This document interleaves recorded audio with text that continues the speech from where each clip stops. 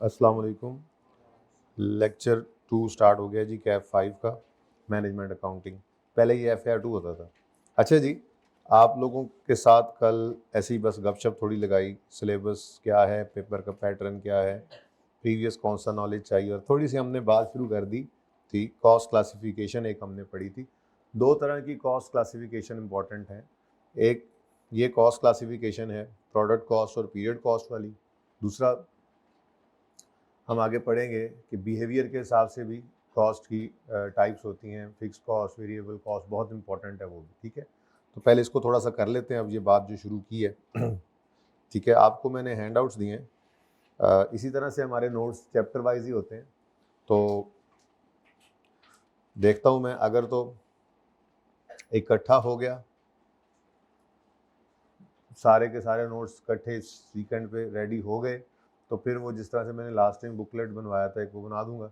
और उसमें ज़रा ये सहूलत होती है, काबू में रहती है चीज़ें, आगे पीछे नहीं होती। ठीक है, वरना फिर इस तरह से चैप्टर वाइज आपको देता रहूँगा और एंड पे फिर एक बुकलेट भी रखवा दूंगा। ठीक है, चले। अच्छा जी,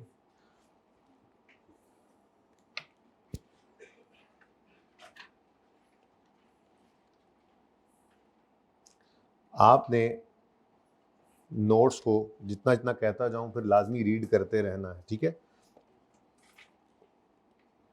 ये जनाब हमारी फैक्ट्री है, बल्कि यूँ करते हैं, थोड़ी सी फैक्ट्री बना लेते हैं और बाकी दूसरे डिपार्टमेंट्स भी। ये नहीं हमने एक ऐसी जगह पर फैक्ट्री रखी हुई है, फैक्ट्री के साथ ही हमारा हेड ऑफिस भी वहीं पे होती है ना। ऑर्गेनाइजेशन, कुछ ऑर्गेनाइजेशन में फैक्ट्रीज साइट के ऊपर होती हैं और जो हेड ऑफिस होता है वो शहर के अंदर होता है नॉर्मली। कभी कभी ऐसा भी होता है कि फैक्ट्री भी वहीं पे, हेड ऑफिस भी वहीं पे, दुकान भी वहीं पे खुली हुई है। तो मैं ज़रा इसी तरह की एग्जांपल बना रहा हूँ। ठीक है, हमारे पास हमारी एक फैक्ट्री है, हम मैन्युफैक्चरिंग कंसर्न है और मिसाल के तौर पे हम यहाँ पे गाड़ियाँ मैन्युफैक्चर कर रहे हैं। ठीक है जी, तो फैक्ट्री के अंदर मैं यहाँ से कॉपी कर लूँ जो मैंने कल लिखवाया था, दोबारा तो ना लिखें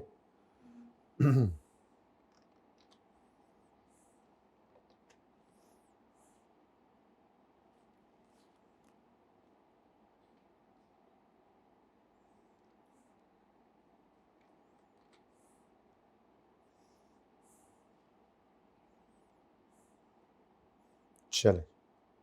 अच्छा जी मैंने आपको दो तरह की क्लासिफिकेशन पढ़ाई थी। एक होती है प्रोडक्ट कॉस्ट, दूसरी होती है पीरियड कॉस्ट। प्रोडक्ट कॉस्ट के बारे में आपको क्या कहा था, ये वो कॉस्ट हैं जो फैक्ट्री के अंदर इनकर होती हैं जब हम गुड्स को मैन्युफैक्चर कर रहे होते हैं। ठीक है, जिसके अंदर तीन तरह की फिर प्रोडक्ट कॉस्ट आ जाती हैं।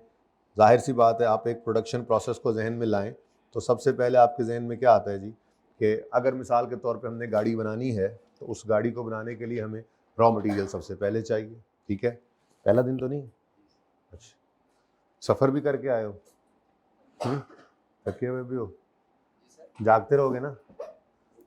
अच्छा, चल। अच्छा जी, अब रॉ मटेरियल फैक्ट्री के अंदर स्टोर में पड़ा होता है। रॉ मटेरियल स्टोर हमारा यहीं पर, मैंने रॉ मटेरियल स्टोर बना दिया। ठीक है जी, यहाँ से हमें रॉ मटेरियल मिल जाएगा जो हमें ज़रूरत पड़ेगा। रॉ मटेरियल स्टोर से रॉ मटेरियल उठा लेंगे। उसके बाद फिर हमारी मशीनें लगी हुई हैं। मिसाल के तौर पे ये हमारी एक मशीन है, ये प्लांट लगा हुआ है हमारा, जिसमें डिफरेंट डिपार्टमेंट्स हैं। मसलन यहाँ पे कटिंग डिपार्टमेंट है, यहाँ पे जो है वो असेंबलिंग है, और यहाँ पे फिनिशिंग डिपार्टमेंट है। ठीक है जी, तो ये डिफरेंट डिपार्टमेंट्स हैं हमारे, ये हमारी मशीन काम कर रही है। अब रॉ मटेरियल फैक्ट्री के अंदर मौजूद है, जो रॉ मटेरियल हम खरीद लेंगे वो सारे का सारा हमारा कॉस्ट है ना। नहीं, जाग के बैठना है, जो खरीद लेंगे वो कॉस्ट नहीं है, वो तो एसेट है।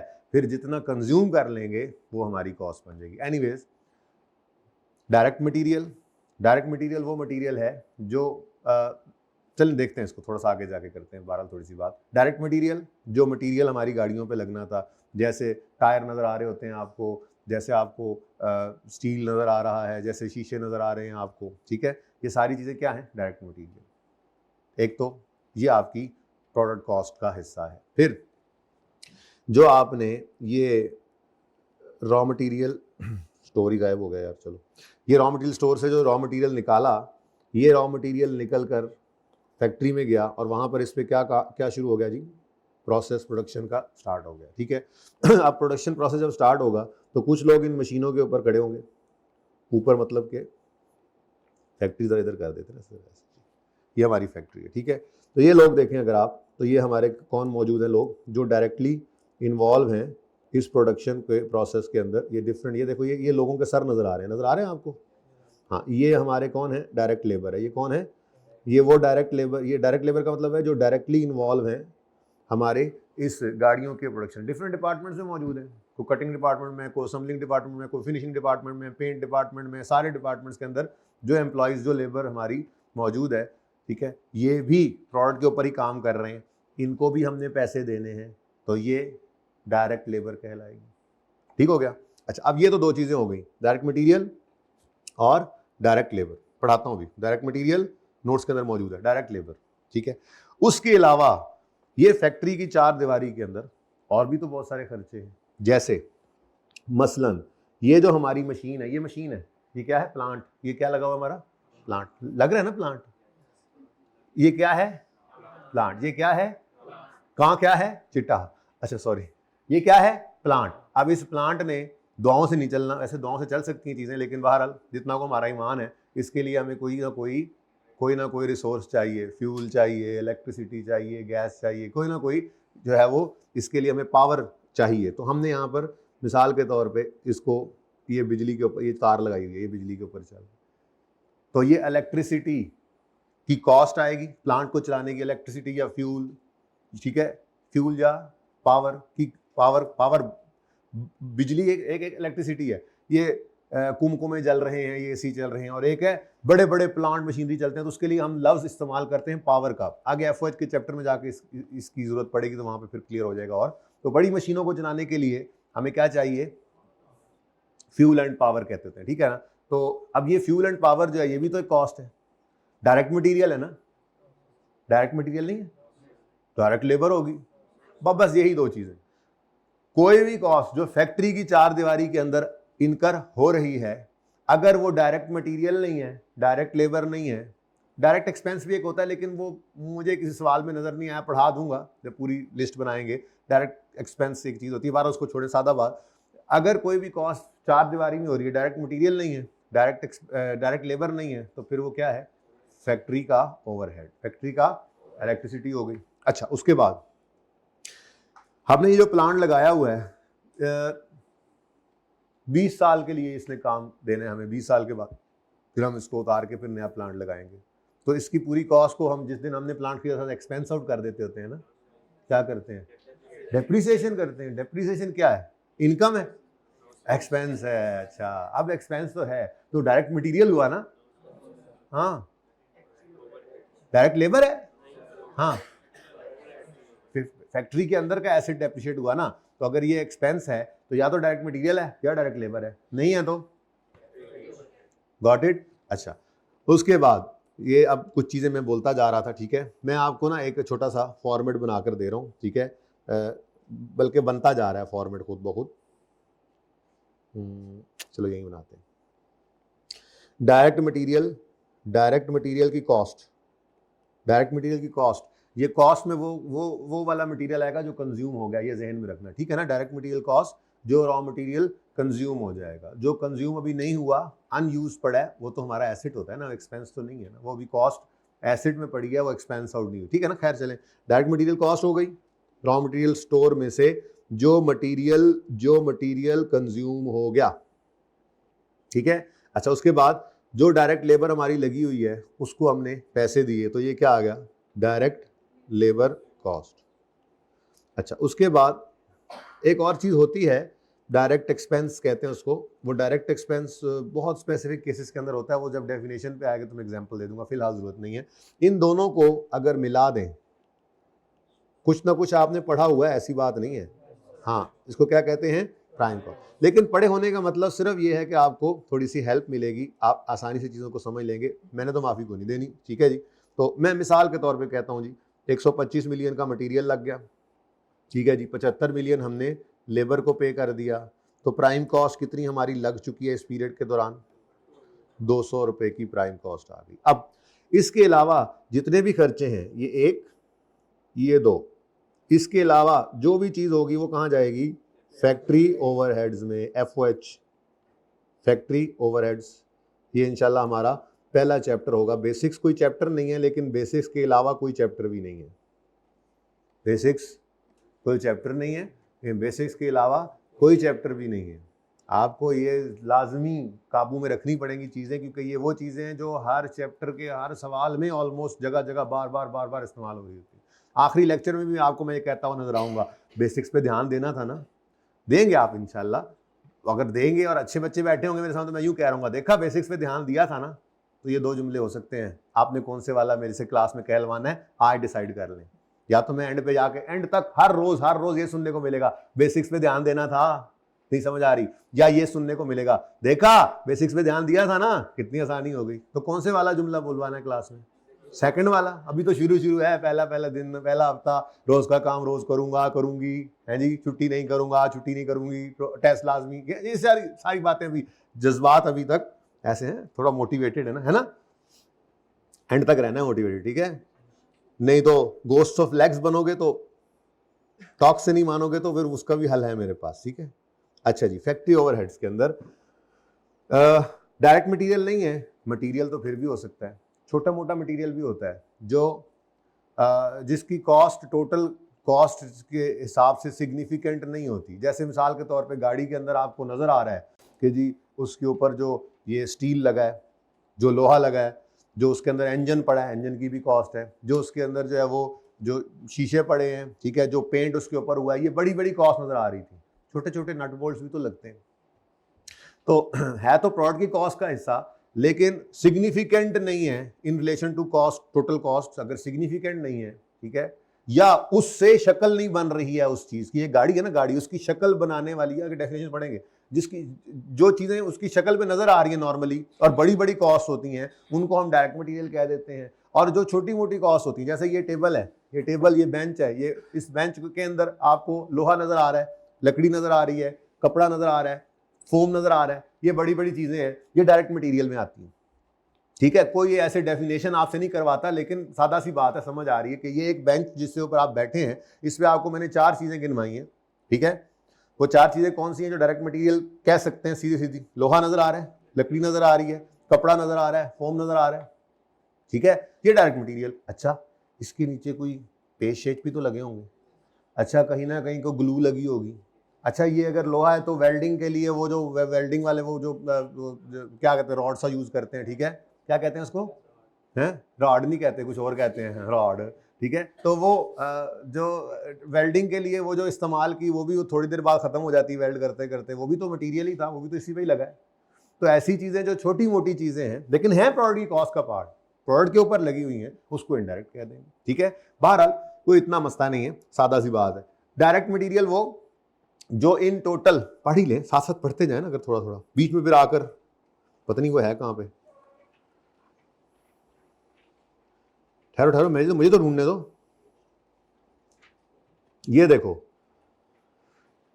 अभी ना देखो, ये देखो, डायरेक्ट मटेरियल पेज नंबर 2 के ऊपर लिखा हुआ है, ऐसे ही थोड़ा सा पढ़ लेना, ये थोड़ा ये कि फिर मैं एक दफा चलो भाई शुरू हो जाओ, चलो शुरू, बिस्मिल्लाह करके ऐसे जनाब एक गिलास पढ़ते जा रहे हैं, नहीं, जो बात समझ आती जा रही है पढ़ते जाए ना साथ साथ, क्या ख्याल है? बाकी जो रह जाएगी फिर आप पढ़ लेंगे। डायरेक्ट मटेरियल क्या है? कहते हैं direct material cost include cost of any substance और ingredient which can be fully trace to 1 unit of output. बड़े आराम से हम बता सकते हैं एक गाड़ी के ऊपर कितनी टायर्स की कॉस्ट आई है, शीशे की कॉस्ट कितनी आई है, स्टील की कॉस्ट कितनी आई है, पेंट की कॉस्ट कितनी आई है, जो डायरेक्टली ट्रेस हो सके फुली एक यूनिट के ऊपर कितना लगा है, ठीक है? लेकिन अब ये बेंच जो आपके सारे हुए पड़े हैं वेल्ड, इसमें हो सकता है इस बेंच के ऊपर थोड़ा ज्यादा वो वेल्डिंग मटेरियल लग गया, उस पर थोड़ा कम लगाओ। पेंट करने के लिए रेग मार, पहले वो होता है ना, वो साफ करके उसके बाद उसको स्मूथ करके फिर पेंट करते हैं। हो सकता है इस लकड़ी के अंदर थोड़ा खुदरापन ज्यादा हो, दूसरे बेंच वाली में कम हो, तो किसी पे थोड़ा सा ज्यादा लग गया, किसी पे थोड़ा सा कम लग गया। अब वो 100 रुपए का अगर मिसाल के तौर पे एक वो पेज आता है, तो उससे 3 टेबल जो है वो आपके पेंटिंग के लिए रेडी होते हैं, तो हो सकता है इस पे कम, इस पे ज्यादा, उस पे कम लगाओ, लेकिन है तो इसी का हिस्सा। वो 100 रुपया क्या हमारी कॉस्ट नहीं है, प्रोडक्ट की कॉस्ट ही है। अगर हम फर्नीचर वाले हैं तो ये भी हमारी कॉस्ट, ठीक है। तो वो कॉस्ट जो डायरेक्टली ट्रेस हो सके in full to a cost unit, ठीक है, या वो इंटेग्रल पार्ट बने फिनिश गुड्स का। आपको रेगमार नजर तो नहीं आ रहा, आपको वेल्डिंग वाला वो रॉड नजर तो नहीं आ रहा, ठीक है, लेकिन आपको लकड़ी नजर आ रही है, लोहा नजर आ रहा है, सोफा नजर आ रहा है, ठीक है ना। तो जो इंटेग्रल पार्ट बन जाए, ठीक है, और जिसका सिग्निफिकेंट हिस्सा हो ओवरऑल कॉस्ट के अंदर, ठीक है, तो उसको हम क्या कहते हैं, डायरेक्ट मटेरियल। और इनडायरेक्ट मटेरियल पता है कौन सा होता है? हर वो मटेरियल जो फैक्ट्री में प्रोडक्ट बनाते हुए इस्तेमाल हुआ और डायरेक्ट नहीं है। सुभान अल्लाह, सारे बोलो सुभान अल्लाह। हाँ, तो डायरेक्ट मटेरियल क्या है? Direct material cost include cost of any substance or ingredient which can be fully traced to 1 unit of output। जी ये 10 फुट लकड़ी लगी हुई है, ठीक है जी, ये इतने फुट लोहा लगा हुआ है जी, इतने मीटर कपड़ा लगा हुआ है जी, that can be traced to 1 unit of output becomes integral part of finished good। नजर भी आ रहा है शक्ल के अंदर, वो नजर भी आ रहा है और सिग्निफिकेंट पार्ट है। अब टेबल के अंदर, जो टेबल की अगर मिसाल के तौर पे ये बेंच पूरा जो है 25,000 का बना है, तो इसके अंदर हो सकता है लोहा जो है वो 15,000 का हो, लकड़ी 5,000 की हो, बाकी चीजें 5,000 की हो। एक मिसाल दे रहा हूँ, ठीक है, 26,000 का माना हो, बाकी 1,000 रुपया क्या है, छोटी मोटी चीजें, नॉट बोर्ड, मिसाल दे रहा हूँ, ठीक है। तो जो सिग्निफिकेंट पार्ट ओवरऑल कॉस्ट का हो, मसलन डायरेक्ट मटेरियल कॉस्ट में include leather in jacket, cloth in shirt, would in table etcetera, ठीक है। अच्छा, तो फिर all other factory expenses or manufacturing costs other than direct material and direct labor are collectively known as overheads। it is also known as production overheads, indirect manufacturing cost, indirect factory cost वगैरह वगैरह। Examples में indirect material cost, indirect labor cost और बाकी indirect factory expenses आते हैं। तो indirect material cost क्या है? मसलन glue, lubricants, oils, grease, tape, welding rods, rod ही लिखा हुआ है, cutting blades, screws, gloves, cleaning supplies, nails, drills, beds, ठीक है। तो सादा सी बात, आपको मैंने समझाया क्या है, डायरेक्ट मटेरियल क्या होता है, और जो डायरेक्ट नहीं है वो फिर क्या है। और डायरेक्ट मटेरियल और डायरेक्ट लेबर के अलावा कोई भी कॉस्ट है जो फैक्ट्री की चार दीवारी की है, वो है तो प्रोडक्ट की कॉस्ट का हिस्सा, तो डायरेक्ट मटेरियल डायरेक्ट लेबर नहीं है तो क्या है, एफओएच, ठीक हो गया। अच्छा, तो क्या आ गया जी, सबसे पहले इनडायरेक्ट मटेरियल की कॉस्ट।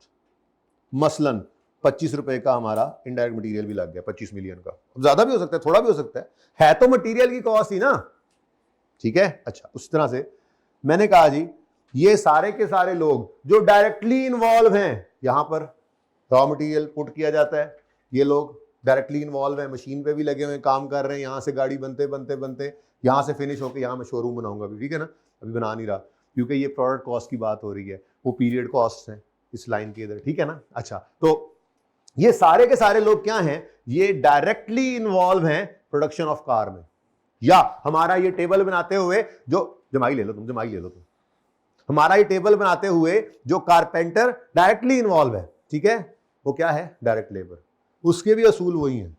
क्या मतलब, आप क्लियरली बता सकते हैं यार, इस एक टेबल के ऊपर लोहे वाले, वेल्डिंग वाले का कितना टाइम लगता है, और लकड़ी के काम करने वाले कारपेंटर का कितना टाइम लगता है, और पोशिश वाले बंदे का कितना टाइम लगता है, चाहे हमारे 3 डिपार्टमेंट्स, ठीक है।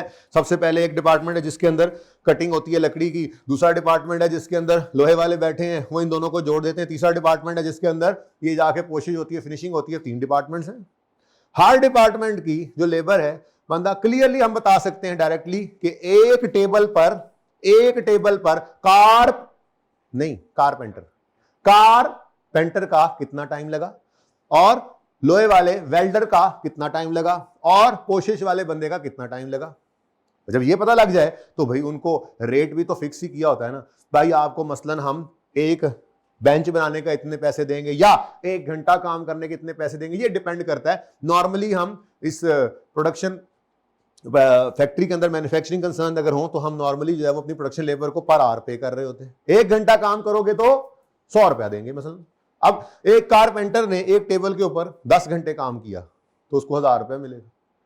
वेल्डर ने 5 घंटे काम किया तो उसको 500 मिलेगा, पोशिश वाले ने 10-12 घंटे काम किया तो उसको उस हिसाब से पैसे मिल जाएंगे। तो हम क्या कर सकते हैं, डायरेक्टली बता सकते हैं कि एक यूनिट के ऊपर कितनी लेबर की कॉस्ट आई।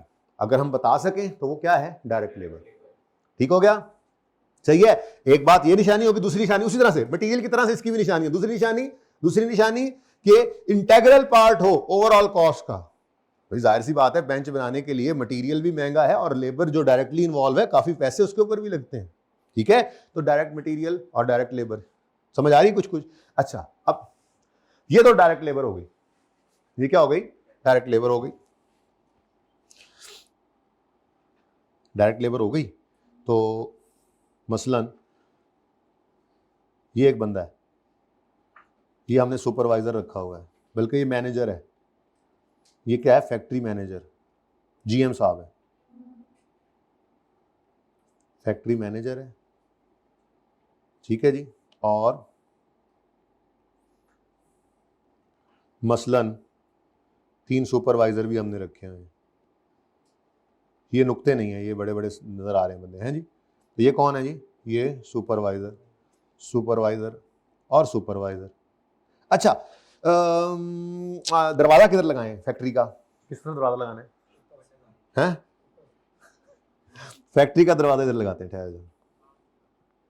ये जनाब हमारी फैक्ट्री का दरवाजा है। ठीक है, ये गेट लगा हुआ है, यहां से एंट्री होती है। ठीक है, अब हाँ पहुंच गए आप लोग, दरवाजे की बात हुई नहीं तो आप सिक्योरिटी गार्ड पे पहुंच गए। ये दरवाजा है जी, ठीक है, ये अब इस तरह का दरवाजा है। अब यहाँ पर एक सिक्योरिटी गार्ड भी हमने बिठाया हुआ, इस तरह बिठा दें। ठीक है जी, ये कौन है जी, गार्ड। अब ये 3 तरह के लोग मैंने बनाए, एक मैनेजर साहब है, 3 सुपरवाइजर हैं और सिक्योरिटी गार्ड भी बैठा हुआ है तो फैक्ट्री के अंदर ही के मुलाजिम। तो इसका मतलब इनकी जो कॉस्ट इनको पे करनी है वो डायरेक्ट लेबर, वो क्या है, प्रोडक्ट की कॉस्ट का हिस्सा तो बननी है। लेकिन क्या ये गार्ड भी गाड़ी जाके बनाता है थोड़ी सी भाग के? हाँ, जो हमने अपने दुकान के बाहर गार्ड बिठाया वो भागा भागा आता है, वो थोड़ा बहुत ऐसे मशीन भी इस पे चला देता है? नहीं। अच्छा, सुपरवाइजर यहां खड़ा है, इसके इस डिपार्टमेंट के अंदर 100 लेबर काम कर रही है। ठीक है, तो किसी के पास 5 मिनट खड़ा होता है, किसी के पास 15 मिनट खड़ा होता है। क्या क्लियरली बता सकते हैं एक गाड़ी के ऊपर कितनी देर इसका टाइम इन्वेस्ट हुआ? कि हम कहें जी मिसाल के तौर पे इसने 37.5 मिनट इस गाड़ी के ऊपर खड़े होकर देखा और 31.5 मिनट वहां पे देखा और 12 मिनट उस गाड़ी को देखा, कोई काम अच्छा कर रहा है कोई कम कर रहा है। तो डायरेक्टली तो नहीं बता सकते कि एक कार के ऊपर सुपरवाइजर कितना टाइम लगा, एक टेबल के ऊपर सुपरवाइजर कितना टाइम लगा। लेकिन है तो फैक्ट्री का ही मुलाजिम, है तो प्रोडक्ट की कॉस्ट का ही हिस्सा। तो डायरेक्ट लेबर जो डायरेक्टली इन्वॉल्व है और जो डायरेक्टली इन्वॉल्व नहीं है लेकिन फैक्ट्री की 4 दीवारी में है तो प्रोडक्ट की कॉस्ट। डायरेक्ट लेबर नहीं कह सकते, उसको कहां फेंक देंगे, एफओएच में, फैक्ट्री ओवरहेड। बात समझ आ रही है? थोड़ी थोड़ी आओ फिर पढ़ते हैं जरा। डायरेक्ट लेबर क्या है? The wages cost of factory workers who are actively involved in manufacturing of product, whose time spent on each unit and wages cost per unit can be traced easily in a finished product. Simple examples of direct labor may include wages of tailor manufacturing jacket or shirt, wages of carpenter manufacturing table. समझ आ रही है? ठीक है, और अगर ये नहीं है तो फिर इनडायरेक्ट लेबर बना लो। इनडायरेक्ट लेबर कॉस्ट क्या है? Salary of factory supervisor, factory sweeper, shop store keeper, security guard, quality control inspector, idle time wages, ये क्या होती है बाद में देखेंगे इंशाल्लाह। ठीक है, टेलीफोन ऑपरेटर वगैरह वगैरह, जो डायरेक्टली इन्वॉल्व नहीं है, प्रोडक्ट बनाने में डायरेक्टली इन्वॉल्व नहीं है लेकिन हमारी फैक्ट्री का ही मुलाजिम है, तो उसकी कॉस्ट क्या है, हमारी प्रोडक्ट की कॉस्ट का हिस्सा है। डायरेक्ट लेबर नहीं बन सकती तो इनडायरेक्ट लेबर बनाकर ओवरहेड्स में डाल दो, क्योंकि अल्टीमेटली इन तीनों को टोटल करेंगे तो हमारी प्रोडक्ट की कॉस्ट बनेगी। तो परेशान नहीं होना, प्रोडक्ट की कॉस्ट का हिस्सा तो बनेगी, फैक्ट्री का हर खर्चा प्रोडक्ट की कॉस्ट का हिस्सा बनाएंगे हम। ठीक है, बस थोड़ी एक क्लासिफिकेशन पढ़ाई। ओके, तो प्रोडक्ट कॉस्ट के अंदर प्रोडक्ट कॉस्ट 3 तरह की हो सकती है, डायरेक्ट मटेरियल, डायरेक्ट लेबर।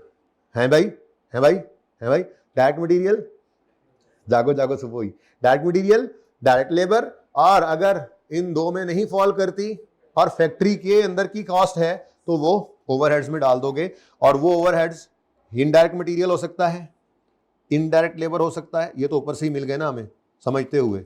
इसके अलावा के कौन कौन से खर्चे होते हैं, जैसे मैंने अभी आपको बताया था क्या, fuel and power, power and fuel and power, fuel and power, ठीक है, मसलन ऐसे ही 18, जरा राउंड होती जाएगी फिगर, ठीक है, फ्यूल एंड पावर, उसके बाद डेप्रीसिएशन ऑफ प्लांट, बिल्डिंग भी, अगर बिल्डिंग फैक्ट्री की हमने किराए पे ली हुई है तो उसका रेंट FOH, और अगर हमारी अपनी ओन्ड बिल्डिंग है तो उसकी डेप्रीसिएशन FOH। को मसला बहुत आसान पर्चा है ये, ऐसे ही लोगों ने बातें बनाई हैं, बहुत आसान पर्चा है, सचमुच कह रहा हूँ, ऐसे शक्लें ना बनाओ, सचमुच कह रहा हूँ। वो क्या, वो भी यही कहते, अच्छा जी, कौन वो भाई, ओके नाउ 15। अच्छा इधर देखो, इधर देखो, ये क्या है भाई, गर्मी नहीं लगती मजदूरों को, ये पंखे लगे हुए हैं, हर डिपार्टमेंट में 3 बड़े बड़े पंखे लगे हुए हैं, ठीक है, यहाँ पे बत्तियां शत्तियां भी लगी हुई हैं, अंधेरे से बड़ा ही काम करना है उन्होंने।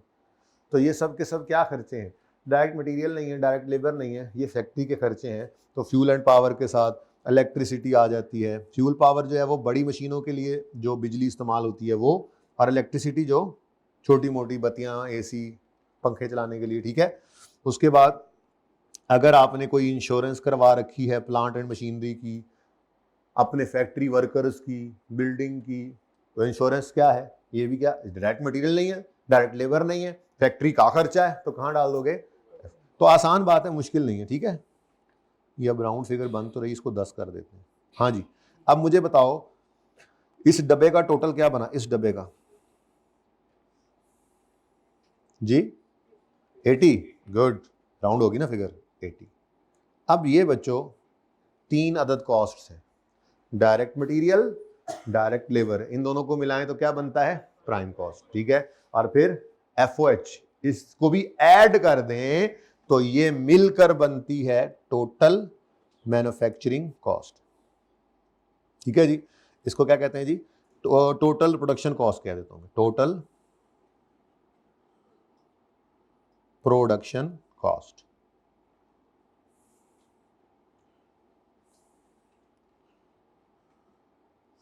ओके, कितना बना जी, 283 जी 283। मैंने कब कहा, मैं तो कहना ही नहीं चाहिए, मैं कौन। अच्छा जी, अब मैंने ना आपको बातों बातों में मैन्युफैक्चरिंग अकाउंट सिखाना शुरू कर दिया हुआ है। आपने इंट्रो में जो मैन्युफैक्चरिंग अकाउंट पढ़ा था, क्या उसका फॉर्मेट ऐसा ही नहीं था, direct material, direct labour, FOH, तो टोटल प्रोडक्शन कॉस्ट। इसमें कुछ एडजस्टमेंट होती थी,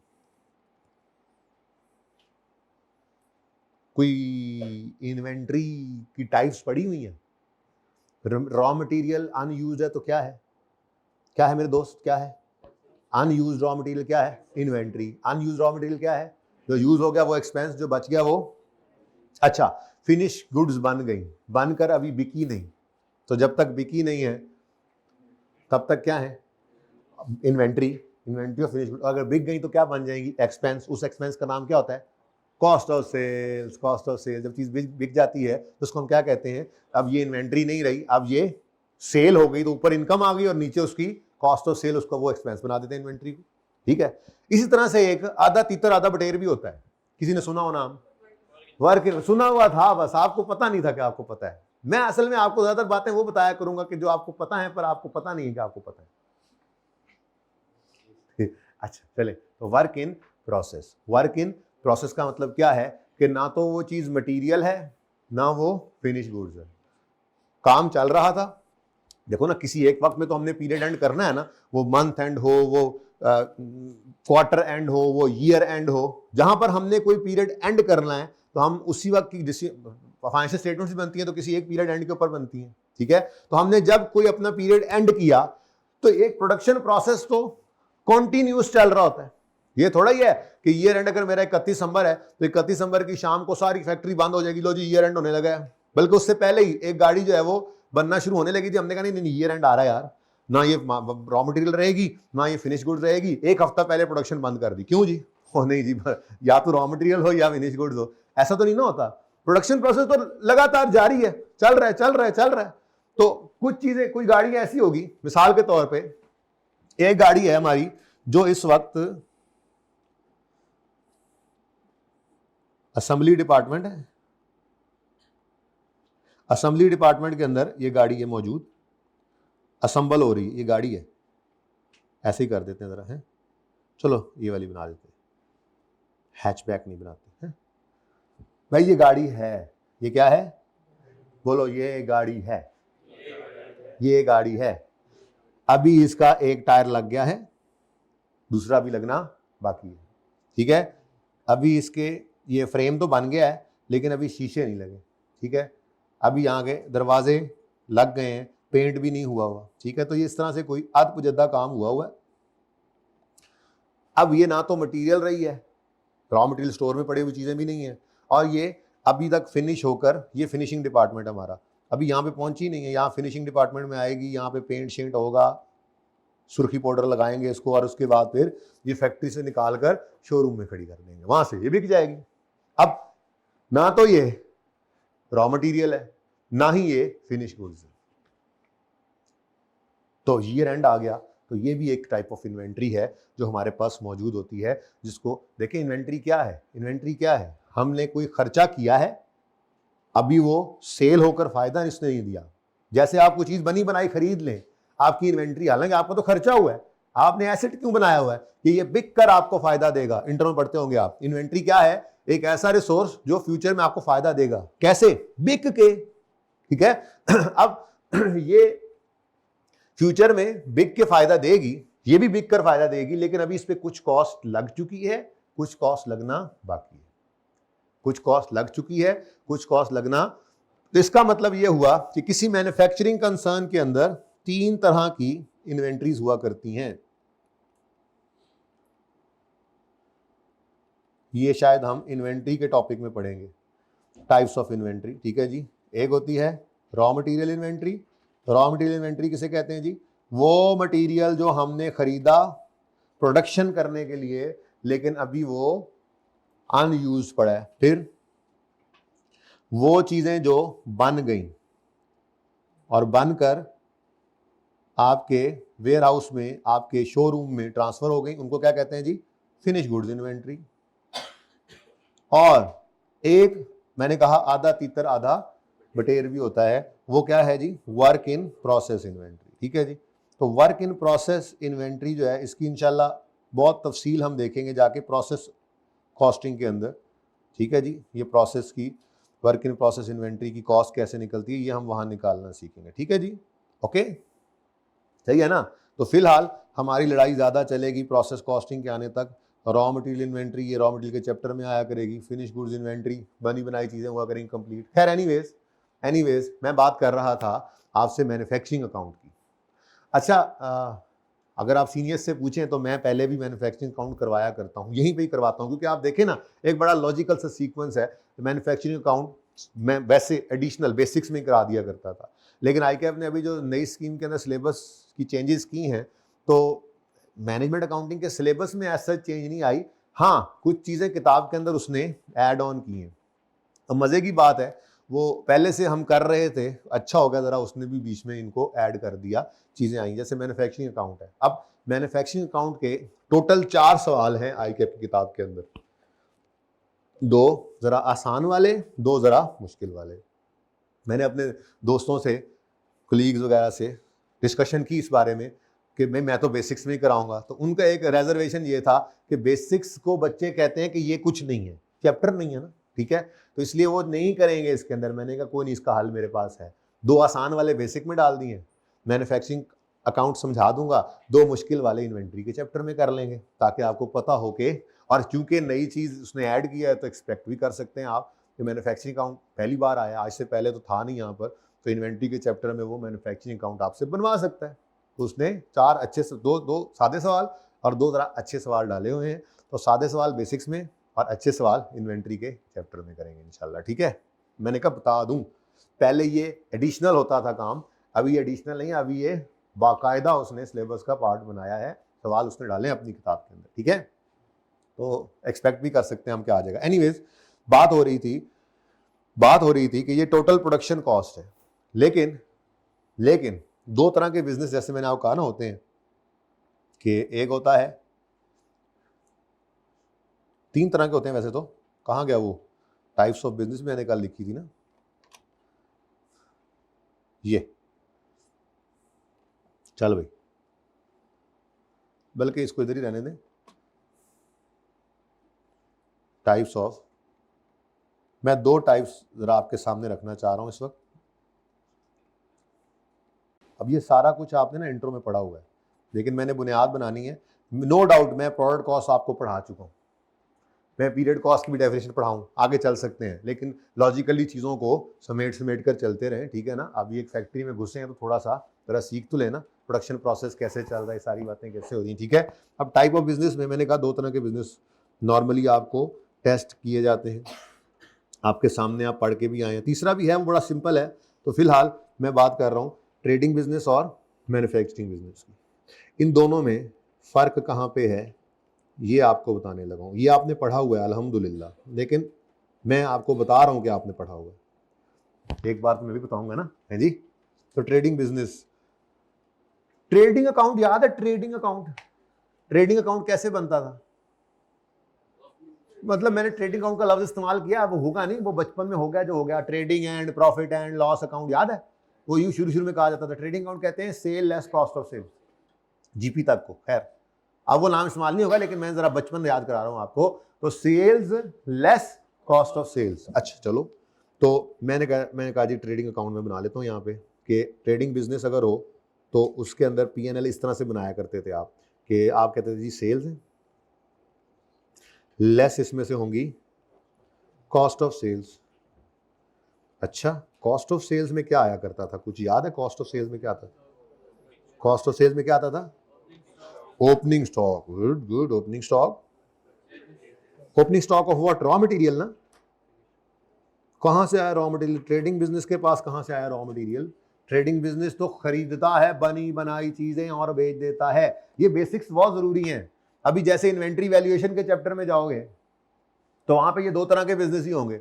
कभी वो फिनिश गुड्स खरीद रहा होगा और कभी वो रॉ मटेरियल खरीद रहा होगा, और आपसे कहेगा जर्नल एंट्रीज कर दो, आपसे सारा काम आगे वो ये करवा रहा होता है, ठीक है ना। तो ये दोनों तरह के बिजनेस बेसिक्स बनाकर चलें ध्यान से, ठीक है ना। अच्छा, opening stock of what? Opening stock of what? Finish goods. Opening stock of finish goods, ठीक है जी। अच्छा, उसके बाद परचेजेस, मैं अगर इसको यूं लिख दूं,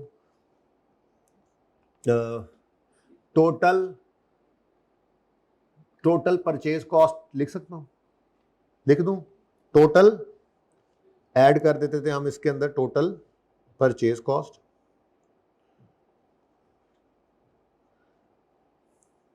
क्योंकि हमने चीजें खरीदी हैं तो हम परचेज करने की कॉस्ट, टोटल कॉस्ट लेकिन लेते थे। ये आपको याद होगा कि आप यहां पर डायरेक्टली एट्रीब्यूटेबल खर्चे भी ऐड कर दिया करते थे। आपने मटेरियल खरीदा, 100 रुपए का मटेरियल खरीदा, 5 रुपए उसको लाने का किराया पड़ गया, रास्ते की इंश्योरेंस 2 रुपए कर लिया आपने, 3 रुपए आपने इंस्पेक्शन के ऊपर लगा दिया, तो 110 में आपको मटेरियल पड़ा। को डायरेक्टली एट्रीब्यूटेबल और नॉन रिफंडेबल टैक्सेस याद आ रहा है? कुछ कुछ करेंगे इस चैप्टर में जाके, करेंगे इंशाल्लाह, परेशान नहीं होना, ठीक है। जाएंगे तफसील से हर चीज लिखेंगे। फिलहाल तो मैं जरा ऐसे बस ओवरव्यू दे रहा हूं आपको, ठीक है। तो total purchase cost less closing stock finish goods का। अब मिसाल के तौर पे मैं कहता हूं जी, मेरे पास ओपनिंग स्टॉक 5 मिलियन का पड़ा था, मैंने चीजें खरीदी हैं जनाब कोई 252 मिलियन की, और मेरे पास इस वक्त अनसोल्ड जो है वो तकरीबन जो है वो 12 रुपए का स्टॉक पड़ा है, ठीक है जी। तो इस डिब्बे का टोटल बताएं, डिब्बे में डिब्बा, डिब्बे में केक, मेरे स्टूडेंट्स, ठीक है, 2-4-500 में एक, ऐसे नहीं, लाखों में जी, हाँ जी 240। अब this is cost of sale, ठीक है। और यहाँ पे मैंने कहा जी सेल, मिसाल के तौर पे सेल जो है वो 385 रुपये सेल्स है, तो सेल्स में से कॉस्ट ऑफ सेल माइनस कर देंगे तो हमारे पास क्या आ जाएगा? आई कैप ने बाकायदा ये सवाल भी अब डाला इस तरह का, यानी 2 जो अच्छे सवाल है ना, उनमें एक में तो उसने सिर्फ क्या कहा हुआ है, मैन्युफैक्चरिंग अकाउंट बनाओ, और एक में उस यहाँ तक गया है कॉस्ट ऑफ सेल निकाल के दो, तो पता होना चाहिए चीज़ों को, ठीक है। जब मौका आएगा मैं इंशाल्लाह जब वापस आऊंगा, ये इस तरह चीज़ें इसलिए मैं 1 नोट पे लिखता हूँ, बोर्ड पे नहीं लिखता, ताकि वक्त ज़रूरत सनद रहे और काम आए। मतलब रिवाइज कराना पड़ता है ना, जब मैन्युफैक्चरिंग अकाउंट पे जाएंगे मैं वापस बेसिक्स पे आऊंगा, मैं कहूँगा यार ये देखो किया था ना, याद आ जाएगा आपको देखते साथ ही। खैर अभी भी करना है, 2 सवाल यहाँ पे करेंगे, सादे वाले, और बुनियाद बना लेंगे, अच्छा हाँ ये प्रोडक्शन प्रोसेस, अच्छा ये मैन्युफैक्चरिंग अकाउंट, अच्छा ये कॉस्ट इसके अंदर, ये प्रोडक्ट कॉस्ट, फिर उसके बाद अच्छा सवाल भी दो वो भी कर लेंगे, ठीक है। तो ग्रॉस प्रॉफिट कितना आ गया, ग्रॉस प्रॉफिट।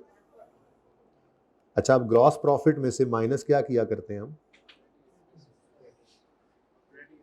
ऑपरेटिंग एक्सपेंसेस, मतलब selling expense, admin expense, finance cost है सेलिंग एडमिन फाइनेंस सेलिंग है अच्छा, पीरियड कॉस्ट वहां पे जाती हैं, फैक्ट्री से बाहर, कॉस्ट ऑफ सेल माइनस कर दी, जीपी निकल आया, उसके बाद को सेलिंग है, एडमिन है, फाइनेंस कॉस्ट है तो बिजनेस का ही खर्चा, पर प्रोडक्ट की कॉस्ट नहीं थी, पीरियड कॉस्ट है।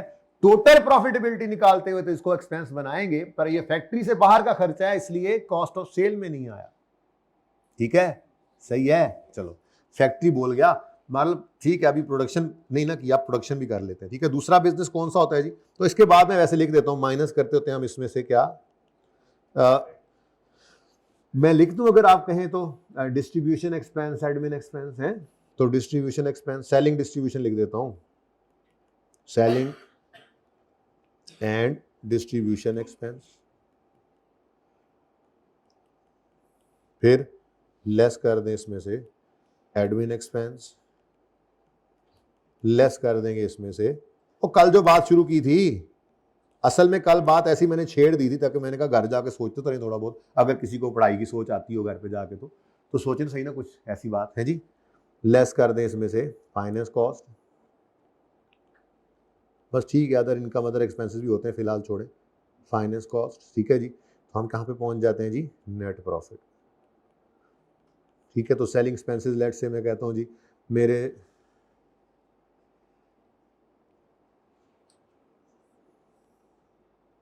थोड़ा इसको तमीज के दायरे में ना ले आए, अच्छा जी। तो सेलिंग एंड डिस्ट्रीब्यूशन एक्सपेंसेस हैं, लेट से हमारे बिजनेस के ऐसे ही जनाब 22 रुपये का ये आ गया, एडमिन एक्सपेंस जो है वो 38 रुपये के आ गए, फाइनेंस कॉस्ट भी जो है वो कोई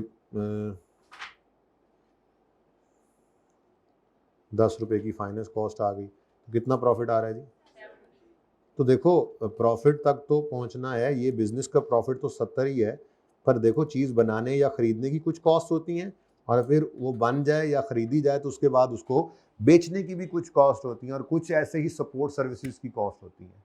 तो बेसिकली मैंने अभी तक आपको मैन्युफैक्चरिंग अकाउंट इस कॉन्टेक्स्ट में जो भी सामने आपके बात चलाई है, इसमें मैंने अभी तक आपको मैन्युफैक्चरिंग अकाउंट नहीं बनवाया, ठीक है। हाँ, टोटल परचेज कॉस्ट जो है, टोटल परचेज कॉस्ट जो है, इसको मैं अगर कह दूं ना कि जी ये वर्किंग वन में मैं बना रहा हूं, तो मैं वर्किंग वन क्या करूंगा, मैं वर्किंग वन ये करूंगा, टोटल परचेज कॉस्ट, दो तीन चीजें लिख देते हैं ना, टोटल परचेज कॉस्ट में मैं कहता हूं जी परचेज प्राइस, इनवॉइस वैल्यू वगैरह वगैरह, ऐसे ही है ना, ये कितना है 252 करना है ना, तो मिसाल के तौर पे 235 रुपये परचेज किया था हमने, उसके बाद कोई नॉन रिफंडेबल टैक्सेस आ गए, लेट्स से 5 रुपये के, उसके बाद कोई कैरेज आ गया, ट्रांसपोर्टेशन लिखता हूँ, कैरेज ज़रा बच्चों वाला लफ्ज़ है, ट्रांसपोर्टेशन अब बड़े हो गए हैं आप, ट्रांसपोर्टेशन आ गई, लेट्स से 7 रुपये की,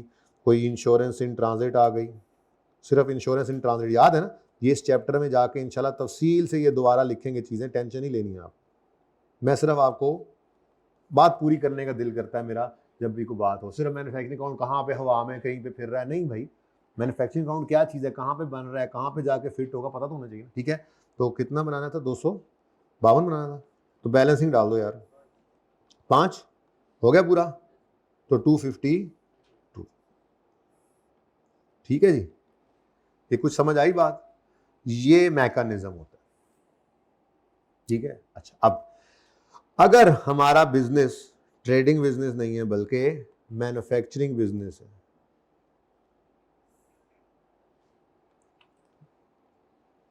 तो कहां पर चेंज आएगा, मुझे पहले ही बता दो, पहले ही दस दो, मैंने बताओ जी बताओ, अगर मेरा बिजनेस ट्रेडिंग नहीं मैन्युफैक्चरिंग बिजनेस है तो बता दो जल्दी से बता दो, कहां पे चेंज आना है जी। हाँ, बनी बनाई चीजें नहीं खरीदेंगे, बल्कि हम चीज़ों को खुद बनाएंगे, हम मटेरियल खरीदेंगे और उस पर कन्वर्जन कॉस्ट इनकर करेंगे, लेबर और ओवरहेड। किसे कहते हैं जी कन्वर्जन कॉस्ट, किसे कहते हैं? ये बातों बातों में ना चीज़ें सिखा रहा हूँ जो सारे सीएमए में चलनी होती है, ठीक है ना। तो खैर ये जो है ना, ये परचेज नहीं करेंगे, ये हम क्या करेंगे, ये प्रोड्यूस करेंगे। टोटल मैन्युफैक्चरिंग कॉस्ट यहाँ पे आएगी, इसको कॉस्ट ऑफ गुड्स मैन्युफैक्चर्ड भी कह सकते हैं, ठीक है। तो total manufacturing cost, total production cost, ठीक है, टोटल और टोटल प्रोडक्शन कॉस्ट, ठीक है। अब ये डिफरेंट सवाल है मेरा, ठीक है, मैं ये डेटा बदल लेता हूं।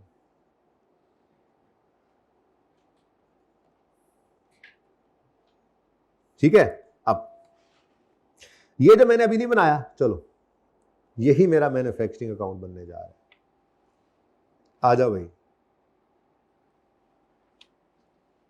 अब बात समझिएगा। ये टोटल प्रोडक्शन कॉस्ट, इसको आप कॉस्ट ऑफ गुड्स मैन्युफैक्चर्ड भी कह सकते हैं, टोटल प्रोडक्शन कॉस्ट भी कह सकते हैं, ठीक है, कॉस्ट ऑफ मैन्युफैक्चरिंग भी कह सकते हैं, ओके, टोटल मैन्युफैक्चरिंग कॉस्ट भी कह सकते हैं, जो भी कहना है कह लें, बस परचेज नहीं है, प्रोडक्शन खुद कर रहे हैं, ठीक है। अब मसलन मैंने चीजें बनाकर बेची, तो मैंने 525 रुपए की सेल्स की, फिनिश गुड्स का स्टॉक मेरे पास पड़ा हुआ था, लेट से 15 रुपए का ओपनिंग और 18 रुपए का क्लोजिंग, ठीक है जी। उसके बाद ये मेरे सेलिंग एडमिन एक्सपेंसेस आ रहे हैं 10 रुपए, 12 रुपए, 4 रुपए वगैरह वगैरह। अब सिर्फ एक चीज मुझे चाहिए, सवाल मेरा पूरा हो जाएगा, वो चीज क्या है? Total production cost. और टोटल प्रोडक्शन कॉस्ट मेरी कितनी है? नहीं, अब मैं यहां पर एक चीज चेंज कर दूं, ठीक है, ये टोटल प्रोडक्शन कॉस्ट कह सकते हैं, इसको टोटल प्रोडक्शन कॉस्ट कह लें, लेकिन ये प्रोडक्शन हो नहीं गई अगर मेरी फैक्ट्री के अंदर कुछ वर्क इन प्रोसेस पड़ा है।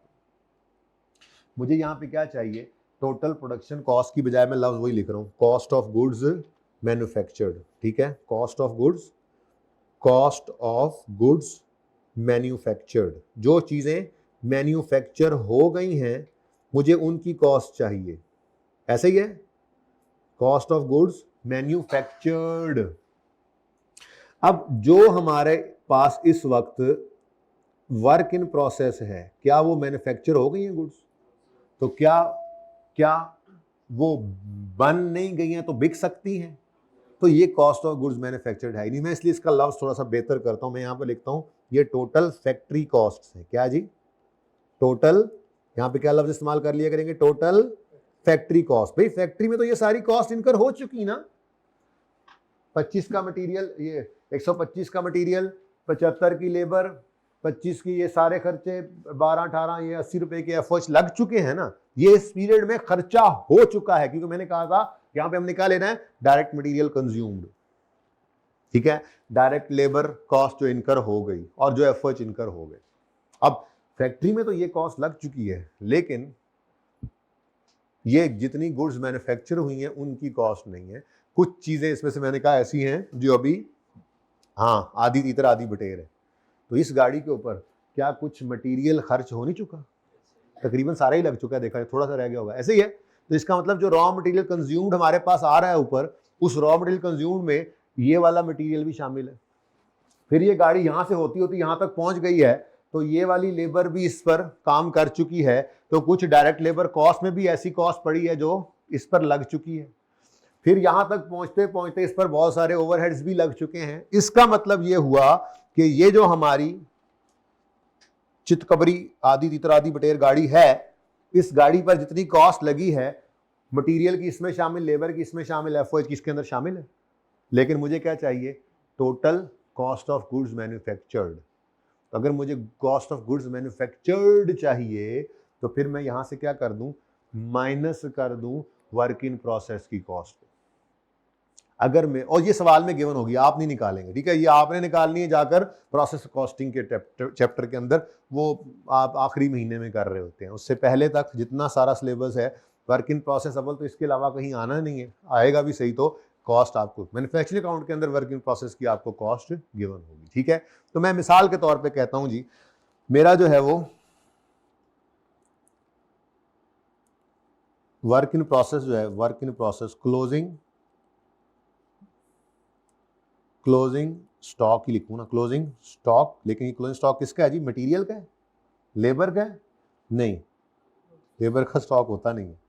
देखो जी, डायरेक्ट मटेरियल कॉस्ट कैसे निकला करेगी, opening stock plus purchases less closing. अब ये क्लोजिंग कौन सा होगा, ये मटेरियल का क्लोजिंग, ठीक है ना, करेंगे सवालों में इंशाल्लाह जा, अभी करते हैं सवाल, बल्कि इसी का सवाल ही करते हैं आगे जाके। अच्छा, तो closing stock work in process का मसलन मैं कहता हूं जी ये 22 रुपए, कि ये जो गाड़ी आपको नजर आ रही थी ना आधी, इसके ऊपर मटेरियल जितना लग चुका है, लेबर जितनी लग चुकी है, ओवरहेड जितने लग चुके हैं, वो टोटल मिलाकर कितने बनते हैं, 22। अब अगर मैंने 280 में से 22 को माइनस कर दिया, ठीक है, तो बाकी क्या बचा, ये 268 को मैं कह सकता हूं, 258 को मैं कह सकता हूं ये कॉस्ट ऑफ गुड्स मैन्युफैक्चर्ड है। देखो ना, अगर आपने जो भी मैन्युफैक्चर नहीं हुई उस पर लगने वाली कॉस्ट फैक्ट्री के अंदर इस पीरियड में जितनी कॉस्ट इनकर हुई है उसमें से माइनस कर दी, तो बाकी क्या बचेगा, बाकी क्या बचेगा, वो कॉस्ट जो चीजें मैन्युफैक्चर हो चुकी हैं उनके ऊपर लगी है। तो इसको मैं कह सकता हूं cost of goods manufactured, cost of goods manufactured. Okay okay, एक मिनट यार, इसको ना जरा, मेरा दिल है पूरा लिखूं, मैन्युफैक्चर्ड, च्यूरेड भी लिखना है,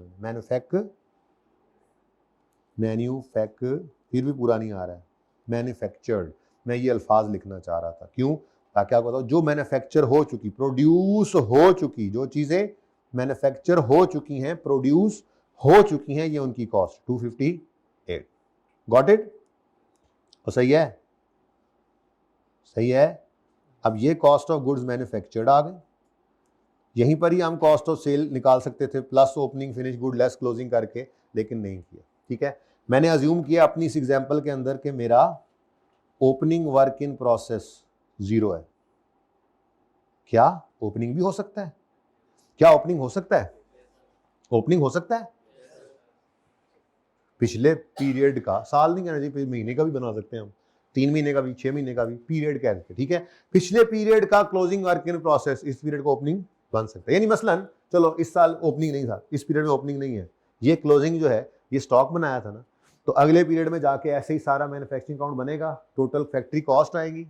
अब ये जो पिछले पीरियड का जो क्लोजिंग था वो सबसे पहले इस पीरियड के अंदर कंप्लीट हुआ होगा, वर्क इन प्रोसेस सबसे पहले कंप्लीट हुआ है, मजीद मटेरियल, मजीद लेबर उस पर लगकर, मजीद एफओ लग के कंप्लीट होकर निकल गया होगा। तो इसलिए हमेशा आपने, ये तो वैसे भी रूल है, ओपनिंग ऐड करते हैं क्लोजिंग लेस, ओपनिंग ऐड करेंगे क्लोजिंग लेस, ठीक है। बहरहाल इस एग्जांपल में तो मैंने ओपनिंग क्या अज्यूम कर लिया, 0। कोई बात समझ आ रही है। अच्छा, ये तो देखा हुआ है ना आपने, नहीं देखा था, जो मैन्युफैक्चरिंग अकाउंट बनाया था तो ये नहीं आया था, उसमें होता था ना, पता नहीं फिर एंड क्यों बैठे जो बगाने देश से आ गए हो, पता नहीं, जिम्मे मैं पता नहीं की कहता है, opening stock work in process का और opening stock closing stock work in process का जब एडजस्टमेंट करेंगे तो टोटल फैक्ट्री कॉस्ट्स में आप जब एडजस्टमेंट करेंगे, वर्क इन प्रोसेस की इन्वेंट्री की एडजस्टमेंट करेंगे, तो आपको कॉस्ट ऑफ गुड्स मैन्युफैक्चर्ड मिलेगा। ये कॉस्ट ऑफ गुड्स मैन्युफैक्चर्ड आप फिनिश गुड के साथ जब एडजस्ट करेंगे तो आपको कॉस्ट ऑफ सेल मिल जाएगी। अब बात समझ आई है, दोनों में फर्क क्या है, समझ आया है। ट्रेडिंग बिजनेस में कॉस्ट ऑफ सेल्स निकालने के लिए आपको ओपनिंग क्लोजिंग फिनिश गुड्स की एडजस्टमेंट किसमें करनी पड़ती है, cost of purchase, total cost of purchase में। जबकि मैन्युफैक्चरिंग बिजनेस में आप चीजें खरीदते नहीं है, बनाते हैं, तो चीजें बनाने की जो कॉस्ट होती है, कॉस्ट ऑफ गुड्स मैन्युफैक्चर्ड जो होती है, वो आपकी मैन्युफैक्चरिंग अकाउंट के जरिए से निकलती है। तो बेसिकली मैंने ये क्या बनाया, बातों बातों में मैन्युफैक्चरिंग अकाउंट, ठीक है जी।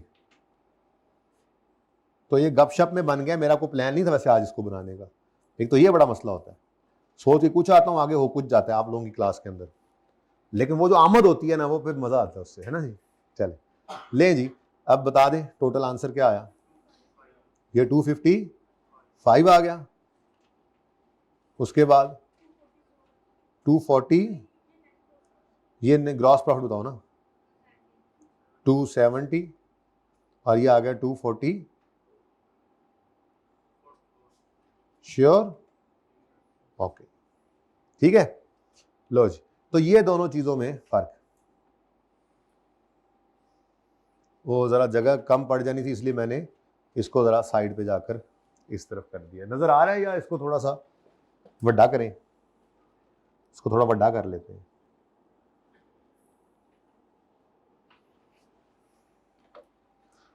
अच्छा जी, अब इसमें ना 2-4 छोटी छोटी बस बातें हैं, ठीक है, वो इंशाल्लाह समझ आ जाएंगी। तो ये टॉपिक असल में तो इन्वेंट्री, अब इन्वेंट्री वैल्यूएशन में उसने डाल दिया है बाकायदा, लेकिन हमने इसको यहाँ से करना शुरू कर दिया है। उस उधर जाकर भी करेंगे, ऐसा नहीं कि वहाँ पे जाके नहीं करेंगे, करेंगे इंशाल्लाह वहाँ जाकर, ठीक है, समझ आती है। अच्छा, बस अब एक जो चीज़, 2 चीज़ें यहाँ पर बता दूँ तो मेरे ख्याल में कोई मसला होने वाला नहीं है। आपको सवालों के अंदर बस फिर वो ये करेगा, एक कॉस्ट इकट्ठी दे दिया करेगा, उसमें कहेगा इतनी डायरेक्ट लेबर है, इतनी इनडायरेक्ट लेबर है, इतना मटेरियल जो है वो डायरेक्ट है, इतना इनडायरेक्ट है, इस तरह की बातें करेगा। यूं कह देगा जी ये खर्चा है, इसमें से इतना जो है वो कुछ, वो आपको सही घुमाएगा इसमें भी कि वो ढेर सारी कॉस्ट देगा, कुछ उसमें से प्रोडक्ट होंगी, कुछ पीरियड होंगी। पहली तो ये क्लासिफिकेशन करनी पड़ेगी आपको, रिक्वायर क्या किया गया है। आपसे कॉस्ट ऑफ गुड्स मैन्युफैक्चर्ड सिर्फ मांगी है तो आपके लिए रेलेवेंट सिर्फ यही कॉस्ट है, इनको इग्नोर करना होगा। और अगर कॉस्ट ऑफ सेल तक जा रहा है, बल्कि इवन कॉस्ट ऑफ सेल तक भी जा रहा है, तो सिर्फ यही कॉस्ट रेलेवेंट होगी। और अगर वो आपसे नेट प्रॉफिट की तरफ तक लेके जा रहा है तो फिर ये कॉस्ट भी रेलेवेंट हो जाएगी। ये क्लासिफिकेशन भी समझना जरूरी है। फिर इन क्लासिफिकेशन के बाद ये क्लासिफिकेशन समझना भी जरूरी है, क्योंकि अगर आपसे मैन्युफैक्चरिंग अकाउंट बनवाएगा तो फिर वो ये क्लासिफिकेशन करवाना चाह रहा होगा आपसे कि डायरेक्ट मटेरियल क्या है, डायरेक्ट लेबर क्या है और एफओएच क्या है। तो ये क्लासिफिकेशंस इसलिए जरूरी है। Product cost, period cost, cost कुछ समझ आया थोड़ा सा, ठीक है। अच्छा, 2 बातें इसके अंदर बस ऐड कर दें। वो 2 बातें क्या हैं? ये जो डायरेक्ट लेबर कॉस्ट आपने लेनी है, तो ये बेसिकली क्या करना होता है, आपने इसको आपने लेना होता है direct material consumed, direct material consumed आपने लेना है। और कंज्यूम्ड कैसे निकला करेगा? ओपनिंग स्टॉक किसका? रॉ मटेरियल का, फिर प्लस करेंगे आप टोटल परचेज कॉस्ट, क्योंकि मटेरियल तो आप नहीं ना बना रहे होते, तो ये वहीं पर ही कहानी। यानी मैन्युफैक्चरिंग कंसर्न में भी आपने बाहर से कुछ खरीदना होता है, पर वो क्या होता है, फिनिश गुड्स नहीं खरीदनी होती इसकी तरह से। ये फिनिश गुड्स खरीदी थी, वहां पे रॉ मटेरियल खरीद रहे हो। फर्क सिर्फ क्या पड़ेगा, हमने टोटल परचेज कॉस्ट में परचेज प्राइस यहाँ पे फिनिश गुड्स खरीदी थी, वहां पे रॉ मटेरियल खरीद लेंगे। किराया उसमें भी पड़ना है, टैक्स इस पे भी पड़ सकता है, इंश्योरेंस की भी करा सकते हैं, सब कुछ वैसा ही होना है। फिनिश गुड्स खरीदे या, सही है ना? तो ये सवाल के अंदर आपको दे सकता है। एनीवेज, टोटल परचेज कॉस्ट किसकी? भाई रॉ मटेरियल की, और किसकी? और लेस कर देंगे आप इसमें से क्लोजिंग स्टॉक, किस चीज का? तो क्या आ जाएगा आपके पास? हाँ देखें, अगर आप finish goods, opening finish goods less, मैं मिसाल ले लेता हूँ कि जी ओपनिंग स्टॉक हमारा था जी इधर 13 रुपए का, हमने खरीदा जनाब कोई 150 रुपए का स्टॉक। माइनस जरा करवाना, मुझे क्या चाहिए यहाँ पता है ना, 125 चाहिए मुझे।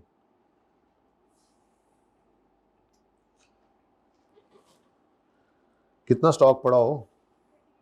38 का क्लोजिंग रॉ मटेरियल पड़ा है। ये मिसाल के तौर पर सवाल में गिवन होगा ना, ठीक है। तो बताना ये चाह रहा हूं आपको, raw material opening plus purchase of raw material less closing raw material करेंगे तो रॉ मटेरियल क्या आ जाएगा? कंज्यूम्ड।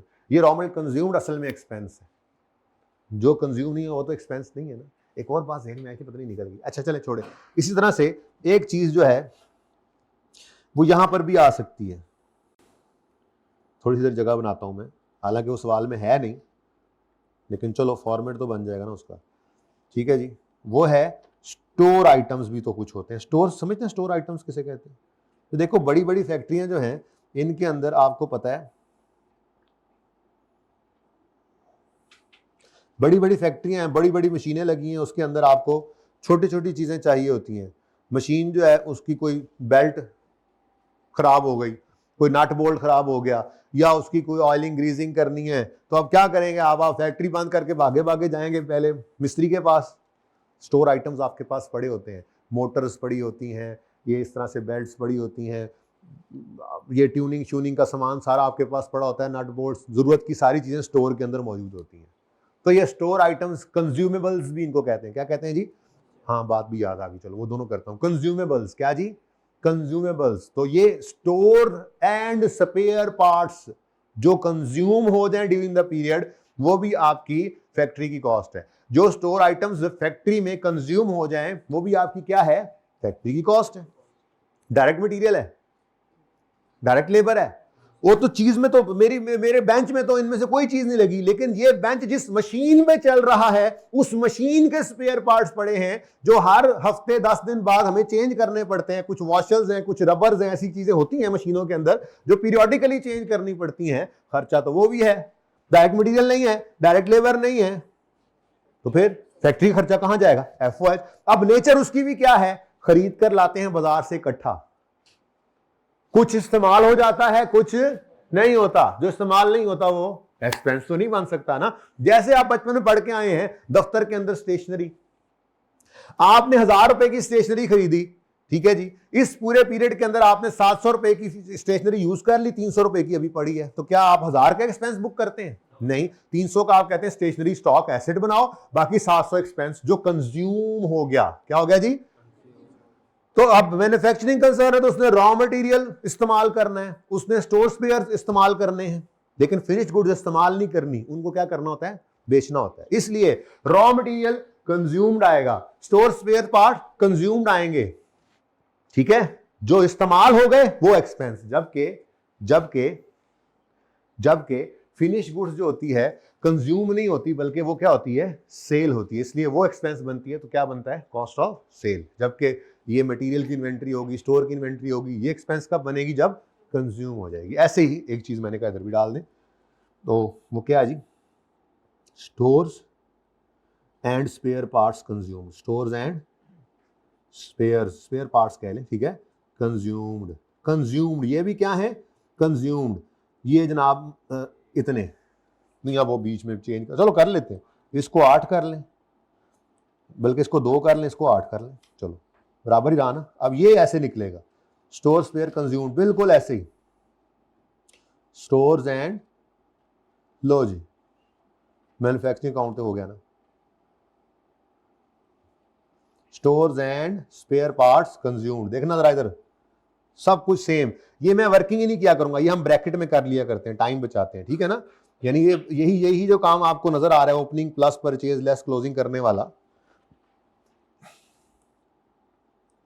ओपनिंग स्टॉक स्टोर्स का, परचेज कॉस्ट किसकी जी, एस एंड एस लिख दूं, स्टोर्स एंड स्पेयर पार्ट्स, ठीक है जी, एस एंड एस, शहबाज शरीफ नहीं है ये, एस एंड एस, ठीक है, S S S S S S. अब कितना बनाना है, 8 बनाना है, 8। तो यहां पे आ गया जनाब, हमारे पास ओपनिंग में 4 रुपए के स्टोर स्पेयर पार्ट्स पड़े हुए थे, हम जनाब तकरीबन कोई 29 रुपए के खरीद लाए, और ज़्यादा नहीं हो गए, हम ये तकरीबन 19 रुपए के खरीद लाए, 8 बचाने हैं, बोलो 23 में से 8 माइनस करो ना, 15 अभी भी पड़े हुए हैं, ठीक है। इस तरह से डेटा गिवन है, सब कुछ गिवन होगा, ठीक है। तो ये आप उठाकर इधर लिखो। तो ये मैं ऐसे वर्किंग नहीं किया करूंगा, इनकी वर्किंग नहीं करूंगा, बल्कि इनको करना पड़ जाए तो कर लें, कोई मसला नहीं है, पाबंदी थोड़ा ही है। अगर सीधा सीधा डेटा गिवन होगा तो हम क्या करेंगे, हम यहीं पे ब्रैकेट में लिखेंगे opening plus purchase less closing, पूरे नंबर मिलेंगे। वर्किंग ब्रैकेट में करो, अलग करो, वर्किंग का मतलब आई के तो सारी वर्किंग इसी ब्रैकेट में करता है भाई। कब क्लास कब खत्म होनी है, तो ये तो आज एक ही पार्ट चलता गया,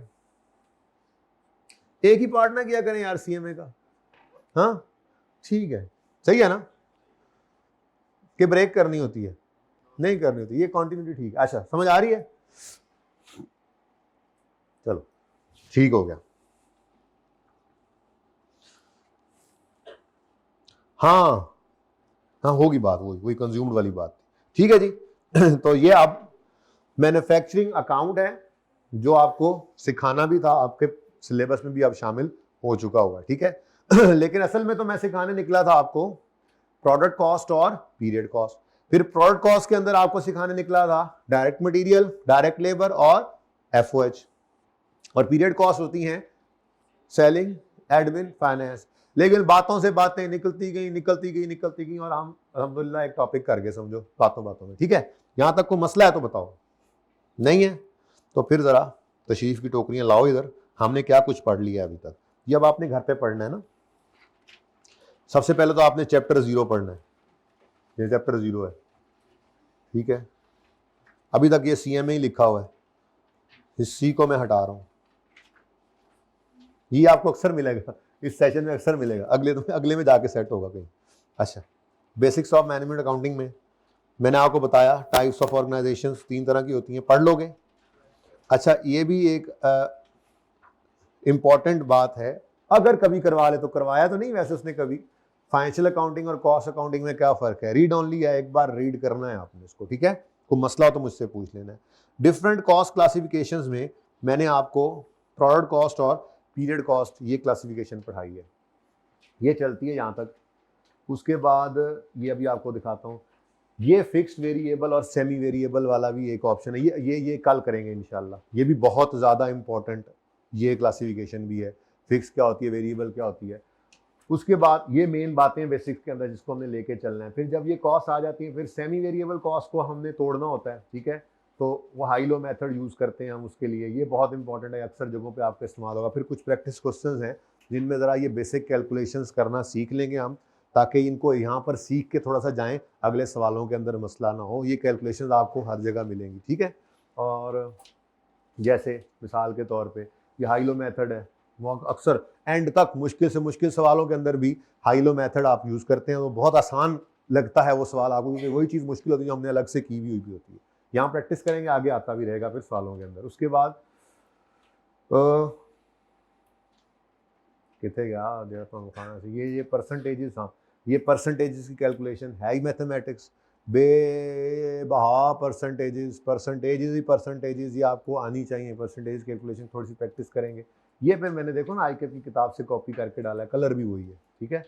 तो ICAP की किताब में से ये 2 सवाल मैंने यहाँ पर एक और सवाल रखा हुआ था, वो बेसिकली इंट्रो का पास पेपर था, तो वो वाला पास पेपर ICAP ने नहीं डाला अपनी किताब में, बल्कि एक और पास पेपर जो मैं पहले टेस्ट में दिया करता था सोया फ्राई के नाम से, वो भी इंट्रो का ही था, वो ICAP ने अपनी किताब में डाल दिया। फिर मैंने वो वाला सवाल यहाँ से निकाल दिया, शायद किसी टेस्ट में दे दूँ, ठीक है। तो फिर पिछले नोट्स में ढूंढने लग जाना आप, ठीक है ना। बस ये तो ICAP के जो टोटल 4 सवाल हैं उसमें से 2 मैंने यहाँ पर रख दिए हैं, ठीक है, और 2 जो है वो मैंने इन्वेंट्री वैल्यूएशन के चैप्टर में कल डाल दिए थे, ठीक है। तो ये दोनों सवाल मैं आपको अभी करवा कर ही जो है वो छुट्टी दूंगा, ठीक है।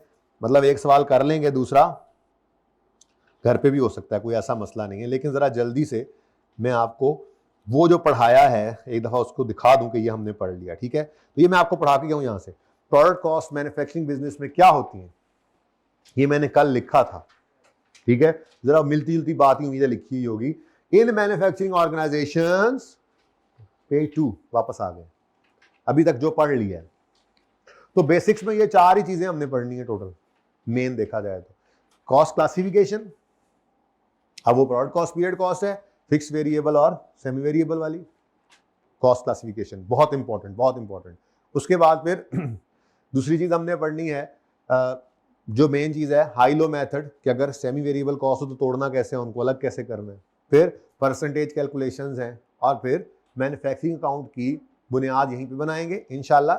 इसीलिए मैंने तोड़ दिया ताकि मेरी तरतीब भी खराब ना हो, कि मैं बेसिक्स में लाजमी, क्योंकि देखो ना प्रोडक्ट कॉस्ट पीरियड कॉस्ट कितना अच्छा समझ में आ गया हमें सिर्फ मैन्युफैक्चरिंग अकाउंट सामने रखने से। प्रोडक्ट कॉस्ट की अच्छी समझ आ जाती है ना, ठीक है। तो अपना सांप भी मर जाए और लाठी भी बच जाए, तो इसलिए 2 सवाल उधर भी रखे हैं, वो मुश्किल वाले सवाल है, टेक्निकल पर्चे में वो वाले सवाल पर्चे में आने, इसलिए वो वहां पे रख दिए ताकि आपकी जान वहां से भी ना छूट सके, ठीक है। सही है। अब जो पढ़ लिया है वो देख लो। In manufacturing organization, product costs are all those costs incurred for manufacturing a product in a factory. These costs are also known as production cost. All those costs incurred for manufacturing a product in the factory. Product cost क्या है? All those costs which are incurred in the factory. ठीक है? अच्छा, these costs are also known as production cost or manufacturing cost. 3 main elements. Direct material पढ़ा गया हूँ, direct labour पढ़ा गया हूँ, और तीसरा क्या है ये भी मैंने पढ़ाया हुआ है, पढ़ लो यहां से भी, ठीक है। ऑल फैक्ट्री एक्सपेंसेस और manufacturing cost other than direct material and direct labour are collectively known as factory overheads. It is also known as production overheads, indirect manufacturing cost, indirect factory cost. नाम मुख्तलिफ लिखना जरूरी होते हैं, पता होना चाहिए, कहीं आप धोखा ना खा जाए ना कभी किसी सवाल में, ठीक है। तो एग्जाम्पल्स क्या है, इनडायरेक्ट मटेरियल की आ गई, इनडायरेक्ट लेबर की आ गई, इनडायरेक्ट फैक्ट्री एक्सपेंसेस में factory rent, depreciation of factory assets, insurance premium factory assets, cooling, heating, electricity, lighting, कोई मसला। अब अगर आप पर यूनिट कॉस्ट निकालना चाहें या टोटल कॉस्ट निकालना चाहें, ये सवाल करेंगे तो फिर ये पढ़ लेंगे, ठीक है ना। अभी फिलहाल इसको आप रोकें, मतलब ये छोटे छोटे सवाल हैं, बहुत आसान है, अभी देखेंगे ना। आज उम्मीद है कर लेते हैं, मैन्युफैक्चरिंग अकाउंट हो गया, उसके बाद टाइम बचा तो छेड़ देंगे, वरना कल की बात करेंगे। वो ये बहुत आसान बात लिखी हुई है यहाँ पे, लेकिन ये डायरेक्ट नहीं पढ़नी ना। हमारी तरतीब यही होती है, हम पहले सवाल कर लेते हैं, उसके बाद देखते हैं अच्छा हाँ ये मटेरियल कॉस्ट क्या मतलब। भाई मिसाल के तौर पे मेरी एक टेबल पर 5 फुट लकड़ी लगती है और मुझे बाजार से 1 फुट लकड़ी का 2000 रुपये में मिलता है, तो मेरे एक टेबल पर मटेरियल कॉस्ट कितनी लगी, 10,000। ये यहाँ पे लिखा हुआ है कि मटेरियल कॉस्ट अगर आपने निकालनी है, direct material cost per unit को मल्टीप्लाई कर दो जो यूनिट्स आपने बनाए, ठीक है, डायरेक्ट मटेरियल कॉस्ट आ जाएगी, ठीक है। Material price into direct material quantity पर material price into direct material quantity 5 foot, material price per foot कितनी मैंने बताई, 2000 बताई थी, तो 5 इंटू 2000, ये क्या है, direct material cost. Per unit भी निकल आएगी, टोटल भी निकल आएगी इस तरह से। तो ये कैलकुलेशन करेंगे ना, तो फिर यहाँ से टिक कर लेना। मैं शायद ना भी पढ़ाऊँ आके, शायद पढ़ा भी दूँ, लेकिन है कुछ नहीं इसमें, ये वही है, ठीक है ना। आगे बढ़े। अच्छा, अब मैंने आपको पढ़ाया क्या, मैन्युफैक्चरिंग बिजनेस की प्रोडक्ट कॉस्ट। ट्रेडिंग बिजनेस की प्रोडक्ट कॉस्ट क्या होगी, वो तो आसान है, ठीक है। प्रोडक्ट कॉस्ट के अंदर क्या होगा, direct material direct labour overhead नहीं होता, बल्कि सीधा सीधा अभी इसलिए दिखाकर आया हूं, पर टोटल परचेज कॉस्ट उसकी क्या है, प्रोडक्ट की कॉस्ट। नहीं समझ आई, क्यों समझ आ गई, क्यों क्यों क्यों क्यों समझ आ गई है, दिखाना था पहले मैंने, फिर समझना था आपने जी। ये देखो, ये क्या है, प्रोडक्ट कॉस्ट, इधर ये क्या है, प्रोडक्ट कॉस्ट। मैन्युफैक्चरिंग बिजनेस की प्रोडक्ट कॉस्ट जो है उसमें 3 चीजें शामिल होती हैं। Number 1 direct material cost, number 2 direct labour cost, number 3 FOH. और ट्रेडिंग बिजनेस की प्रोडक्ट कॉस्ट में क्या होता है, total purchase cost. Got it, not it, got it, पढ़ ले फिर इतों। In trading business, product costs are all those costs incurred to purchase goods and expenses incurred for bringing such purchased goods to present business location. Example include purchase cost, carriage inward, transportation inward, non-refundable taxes like custom duty वगैरह वगैरह। कोई मसला। Period cost किसे कहते हैं, मैंने यहां पर लिखा था are not associated with manufacturing of product. क्या मतलब, ओहो जगह बनाई थी यार, हद हो गई भाई। गाड़ियां बनकर हमने फैक्ट्री के अंदर ही एक दरवाजा इधर भी रखना है, मैं दरवाजा बना लूं,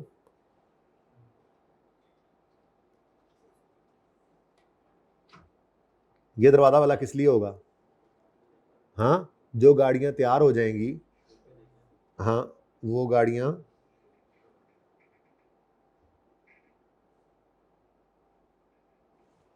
खुला, थोड़ा सा अंदर वाला दरवाजा क्या टेंशन है, बाहर वाला दरवाजा बंद किया हुआ है ना हमने, गार्ड भी वहां बिठाया हुआ है, यहाँ पे भी कोई बंदा बिठा देंगे, ठीक है। ये क्या है, हमारा शोरूम, यहाँ पे हम शो मारते हैं आके, शोरूम मतलब जहाँ पे हम शो मारते हैं अपनी गाड़ी में, ठीक है। तो शो मारने वाला रूम।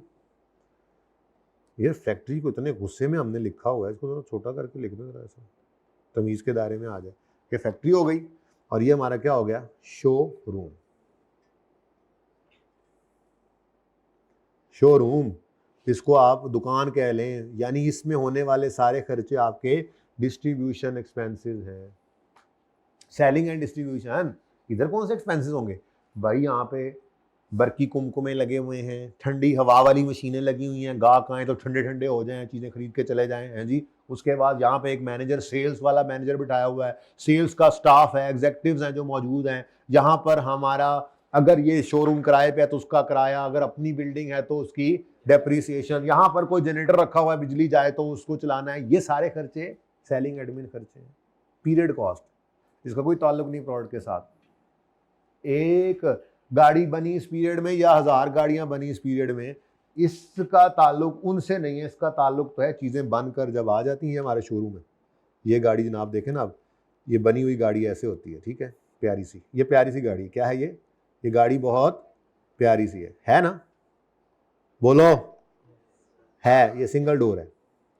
उसके बाद कोई हैचबैक गाड़ियाँ भी खड़ी होती हैं, ठीक है जी, कोई गाड़ी इस तरह लगी होती है। अच्छा ऐसे नहीं करते, आप कहोगे ये क्या हुआ, बड़ी गाड़ियाँ भी होती हैं ऐसे, पिजारो शिजारो खड़ी होगी इनकी ऐसे, ये पिजारो है क्या है भाई ऐसे ही है मेरी गाड़ियाँ, तुम्हारे तुम्हें क्या मसला है? तो दरवाजे शरवाजे नहीं है इनके, चलो दरवाजे भी लगा देते, ठीक है। ये मिस्टर बीन की पिजारो है, डिग्गी कोई नहीं उसकी। चलो टायर तो बड़े बड़े कर दें यार। और ये भी एक गाड़ी है, ठीक है जी, ये भी डबल डोर है। बस जैसी भी हैं आप गुजारा करें अब, ठीक है। एक तो इतनी अच्छी अच्छी गाड़ियाँ बना के दिखा रहा हूँ। अब ये शोरूम, यहाँ पे फिनिश गुड्स मौजूद है। अब इनको खरीदने यार बाहर से बंदे कैसे आएंगे, बाहर से भी एक दरवाज़ा रखो, क्या हो गया, हद हो गई यार। इस तरफ एक दरवाज़ा बनाओ, ठीक है जी, और इस दरवाजे के ऊपर भी गार्ड बिठा दो, क्योंकि ये भी बाहर से आ रहा है दरवाज़ा, ठीक है। यहाँ पे भी गार्ड बिठा दो, दरवाज़ा बंद रखो, ज़रूरत पड़ने पे खोल लेंगे, ठीक है। ठीक है, गाड़ी कैसे निकलेगी, गाड़ी यहाँ से यूँ निकाल के इधर से निकालते होते हैं, ठीक है ना, शौकिया ना मारो। अच्छा अब हो गई, ये गाड़ी यहाँ से नहीं निकल सकती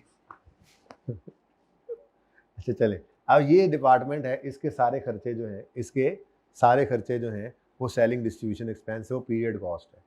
इस एक मसलन मिसाल के तौर पर मैं 1 महीने की डिसीजन में 1 महीने का मैं ट्रेडिंग अकाउंट बना रहा हूँ, प्रॉफिट एंड लॉस अकाउंट बना रहा हूँ, तो इस 1 महीने के अंदर इस शोरूम के अंदर जितने मुलाजिम हैं उनकी तनख्वाह, मैनेजर की, सेल्स ऑफिसर्स की, 1 महीने की डेप्रिसिएशन, 1 महीने का बिजली का बिल, 1 महीने के सारे खर्चे, वो 1 महीने के खर्चे सारे के सारे आपके पीएनएल में जाएंगे। उसका कोई ताल्लुक नहीं है इस फैक्ट्री के खर्चों के साथ, कितनी प्रोडक्शन हुई कितनी नहीं हुई, हड़ताल कर दी मजदूरों ने या डबल शिफ्टों में काम किया, वो फैक्ट्री के खर्चे हैं। यहाँ पर पीरियड कॉस्ट है, जो पीरियड के अंदर इनकर होगी वो उसी पीरियड के अंदर चार्ज हो जाएगी, ठीक है।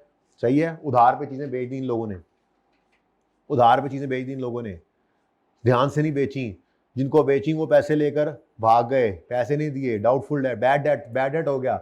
बैड डेट क्या होता है, एक सेलिंग एक्सपेंस है, बता दूं आपको, फाइनल अकाउंट पढ़ेंगे अब आप, FAR 1 अगर आप पढ़ रहे हैं तो, नहीं पढ़ रहे तो पढ़ लिए तो अच्छी बात है, फाइनल में जाके पढ़ लेंगे, ठीक है। Selling admin expenses, selling expenses के अंदर ये आपके बैड डेट्स ऐसे आते हैं, ठीक है। तो अब बैड डेट्स का ताल्लुक भी आपका पीरियड कॉस्ट है। कैसे मैचिंग कॉन्सेप्ट याद है, मैचिंग कॉन्सेप्ट एक कॉन्सेप्ट इंटर में पढ़ते थे।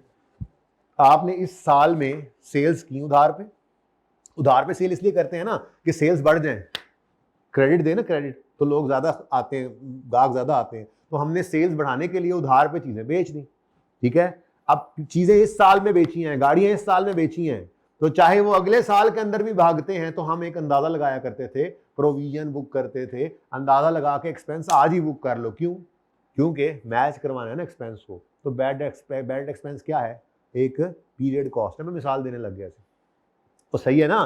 तो इनका कोई ताल्लुक नहीं है प्रोडक्ट के साथ, ये पीरियड के साथ स्पेसिफिक होती है। मैचिंग कॉन्सेप्ट यहाँ पे चलता है। रिलेटेड इनकम्स एक्सपेंसेस जो है वो जो सेल्स हुई हैं उससे रिलेटेड सारी कॉस्ट जो हैं वो इसी पीरियड के अंदर चार्ज होंगी पीएनएल के अंदर, तो ये पीरियड कॉस्ट है। ये शोरूम हो गया, उसके ऊपर आपका R&D और R&D research and development, R&D हो गया, और HR वाले इधर बैठे हुए हैं, लोगों को हायर करने वाला डिपार्टमेंट, HR डिपार्टमेंट, उनको मैनेज करने के लिए ह्यूमन रिसोर्स डिपार्टमेंट, ठीक है जी। उसके बाद आप लोग भी हैं, ऐसे ना परेशान ना हो, एडमिन वाले भी हैं और अकाउंट्स वाले भी हैं, एडमिन एंड अकाउंट्स, ठीक है। तो ये फंक्शंस हैं, ये डिफरेंट फंक्शंस हैं, ठीक है। ये फंक्शन है प्रोडक्शन वाला function, factory cost of sale में खर्चे जाएंगे। एक फंक्शन है सेलिंग डिस्ट्रीब्यूशन, एक फंक्शन है एडमिन, ये नॉर्मली एक ही होता है, ठीक है ना, एडमिन के खर्चे होते हैं। R&D वगैरह में भी R&D HR वाले भी एडमिन के खर्चे होते हैं, ठीक है। तो ये 3 मेन फंक्शंस हैं, प्रोडक्ट को बनाना, प्रोडक्ट को बेचना, और ये एडमिन वगैरह के खर्चे, ठीक है। तो इसको क्या कहते हैं, डिफरेंट फंक्शंस। एनीवेज ये तो होगी ना फंक्शंस। तो अगर फैक्ट्री का खर्चा होगा तो वो प्रोडक्ट कॉस्ट है, मटेरियल, डायरेक्ट लेबर और FOH। और अगर प्रोडक्ट की कॉस्ट नहीं है, पीरियड कॉस्ट है, तो वो इन दो में से हो सकती है। अब यहीं पर ही बैठे हुए लोग जो है वो फाइनेंस को मैनेज कर रहे हैं, नहीं मैनेज हो रही तो बैंक से लोन लेकर उसके ऊपर इंटरेस्ट पे कर रहे हैं, तो फाइनेंस कॉस्ट भी क्या है, पीरियड कॉस्ट। लोन लिया 6 महीने के लिए तो 6 महीने का इंटरेस्ट, साल के तो साल का इंटरेस्ट, उसका कोई ताल्लुक प्रोडक्शन से नहीं है, उसका ताल्लुक क्या है, जितने अरसे पर लोन आपने इस्तेमाल किया, ठीक, पीरियड कॉस्ट नहीं, ठीक है। तो आओ जरा खुशबू लगा के। कितने बजे तक क्लास है? 9। Very good. इंशाल्लाह एक सवाल करके एक होमवर्क दे लूंगा। ये period cost in manufacturing and trading business क्या है? Period cost are not associated with manufacturing और purchasing of product and are matched against revenue of particular period in which these costs are incurred. These costs are also known as non-production cost or non-manufacturing cost. Examples are marketing and selling, पढ़ लो इनमें से, admin और finance cost. कोई मसला? एक बार read मारना है इसको। बड़ा इंपॉर्टेंट ये टेबल था। ये 2-3 अटेम्प्ट पहले मैंने ये इस तरह से क्लास में बनाया था, फिर वो मुझसे वो उसमें वर्ड में बन नहीं पा रहा था, टाइम नहीं था जिस मौके पे। अगली बार मैं ऐसे जैसे अब इस दफ़ा एकदम से आपके लिए नोट्स लाने थे पर ले आया ऐसे ही, तो वो फिर मैंने ना वही उठाया। तो मकसद तो समझ नहीं है ना, ठीक है। तो भाई ये एक बड़ा अच्छा टेबल है जो आपको सारी बात समझा देगा। मैन्युफैक्चरिंग बिजनेस के अंदर प्रोडक्ट कॉस्ट और पीरियड कॉस्ट, दो तरह की कॉस्ट होती है हर बिजनेस में। तो मैन्युफैक्चरिंग बिजनेस के अंदर प्रोडक्ट कॉस्ट में क्या होगा? डायरेक्ट मटीरियल, डायरेक्ट लेबर और पीरियड कॉस्ट में सेलिंग, डिस्ट्रीब्यूशन, एडमिन और फाइनेंस। ये प्रोडक्ट कॉस्ट है, ये पीरियड कॉस्ट है। इन दोनों को मिलाएं तो क्या बनेगा? ये टेबल इसलिए जरूरी है कि पर्चे में क्या पूछ रहा है आपको ये पता होगा तो आप उसका जवाब दोगे। अगर वो आपसे पूछे मुझे प्रोडक्ट कॉस्ट निकाल दो, आप पागलों की तरह टोटल कॉस्ट निकाल रहे हो, मारे गए ना, ठीक है। हर एक चीज क्लियरली। और अगर टोटल कॉस्ट कह रहा है तो इसको इग्नोर नहीं करना, फिर मारे जाओगे। दोनों को ऐड करके लिखना होगा। तो ये क्या है? नक्शा। क्या है? नक्शा समझते हो? मैप, अच्छा नक्शा, सॉरी। और अगर ट्रेडिंग बिजनेस हो, तो परचेज कॉस्ट और ऑल डायरेक्टली एट्रीब्यूटेबल एक्सपेंसेस, ये क्या है? प्रोडक्ट की कॉस्ट, पीरियड कॉस्ट हो गई है, ठीक है, टोटल कॉस्ट। कोई मसला? सही है, चले। अच्छा, अब इसके बाद ये बहुत इंपॉर्टेंट क्लासिफिकेशन है, लेकिन मिक्स नहीं करनी क्योंकि बहुत इंपॉर्टेंट है, इसलिए इसको कल करेंगे। और जो एक हमने चीज छेड़ ली हुई है उसको पूरा कर लें, ठीक है। तो अब एकदम से पेज नंबर 4 पे हम थे और पेज नंबर 4 से हम जंप लगाकर आने लगे हैं, लेकिन उससे पहले ना मैं प्रैक्टिस क्वेश्चंस पे रुक गया। ये जो मैंने अभी आपको टेबल दिखाया है, इस टेबल को देखने के बाद बहुत ज्यादा होमवर्क आज आपको आ रहा है, ठीक है। लेकिन इसका मतलब ये नहीं है कि बस आपको होमवर्क मिल गया तो बस मेरी जान छूट गई और आपकी जान पकड़ी गई। सवाल मैं करवाऊंगा, ये मैंने खुद भी करवाने हैं, लेकिन मेरी ये चाहत होती है एक अनसीन एलिमेंट सामने रखते हुए आप ट्राई तो करें। मतलब मिसाल के तौर पे अगर मैंने गोली ही करानी हो, मैं गोली करा के बस पढ़ा लिया ना, गोली भी नहीं है, पढ़ा दी है, ठीक है, अब उसको अप्लाई करना है तो हो सकता है पर्चे में आ जाए मैंने ना पढ़ाया हो, तो तैयारी हो जाएगी इस तरह से, ठीक है।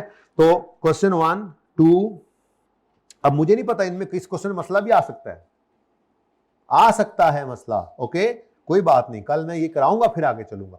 लेकिन क्वेश्चन 1, 2, 3, 4, 5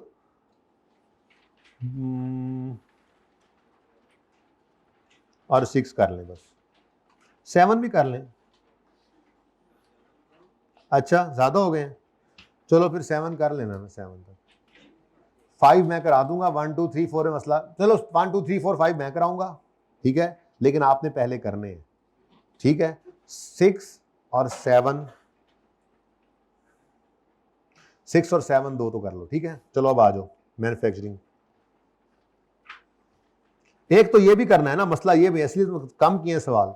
ये जो आप क्वेश्चन 22 है ये आपका होमवर्क है, 21 में आपको फटाफट कराने लगा हूं।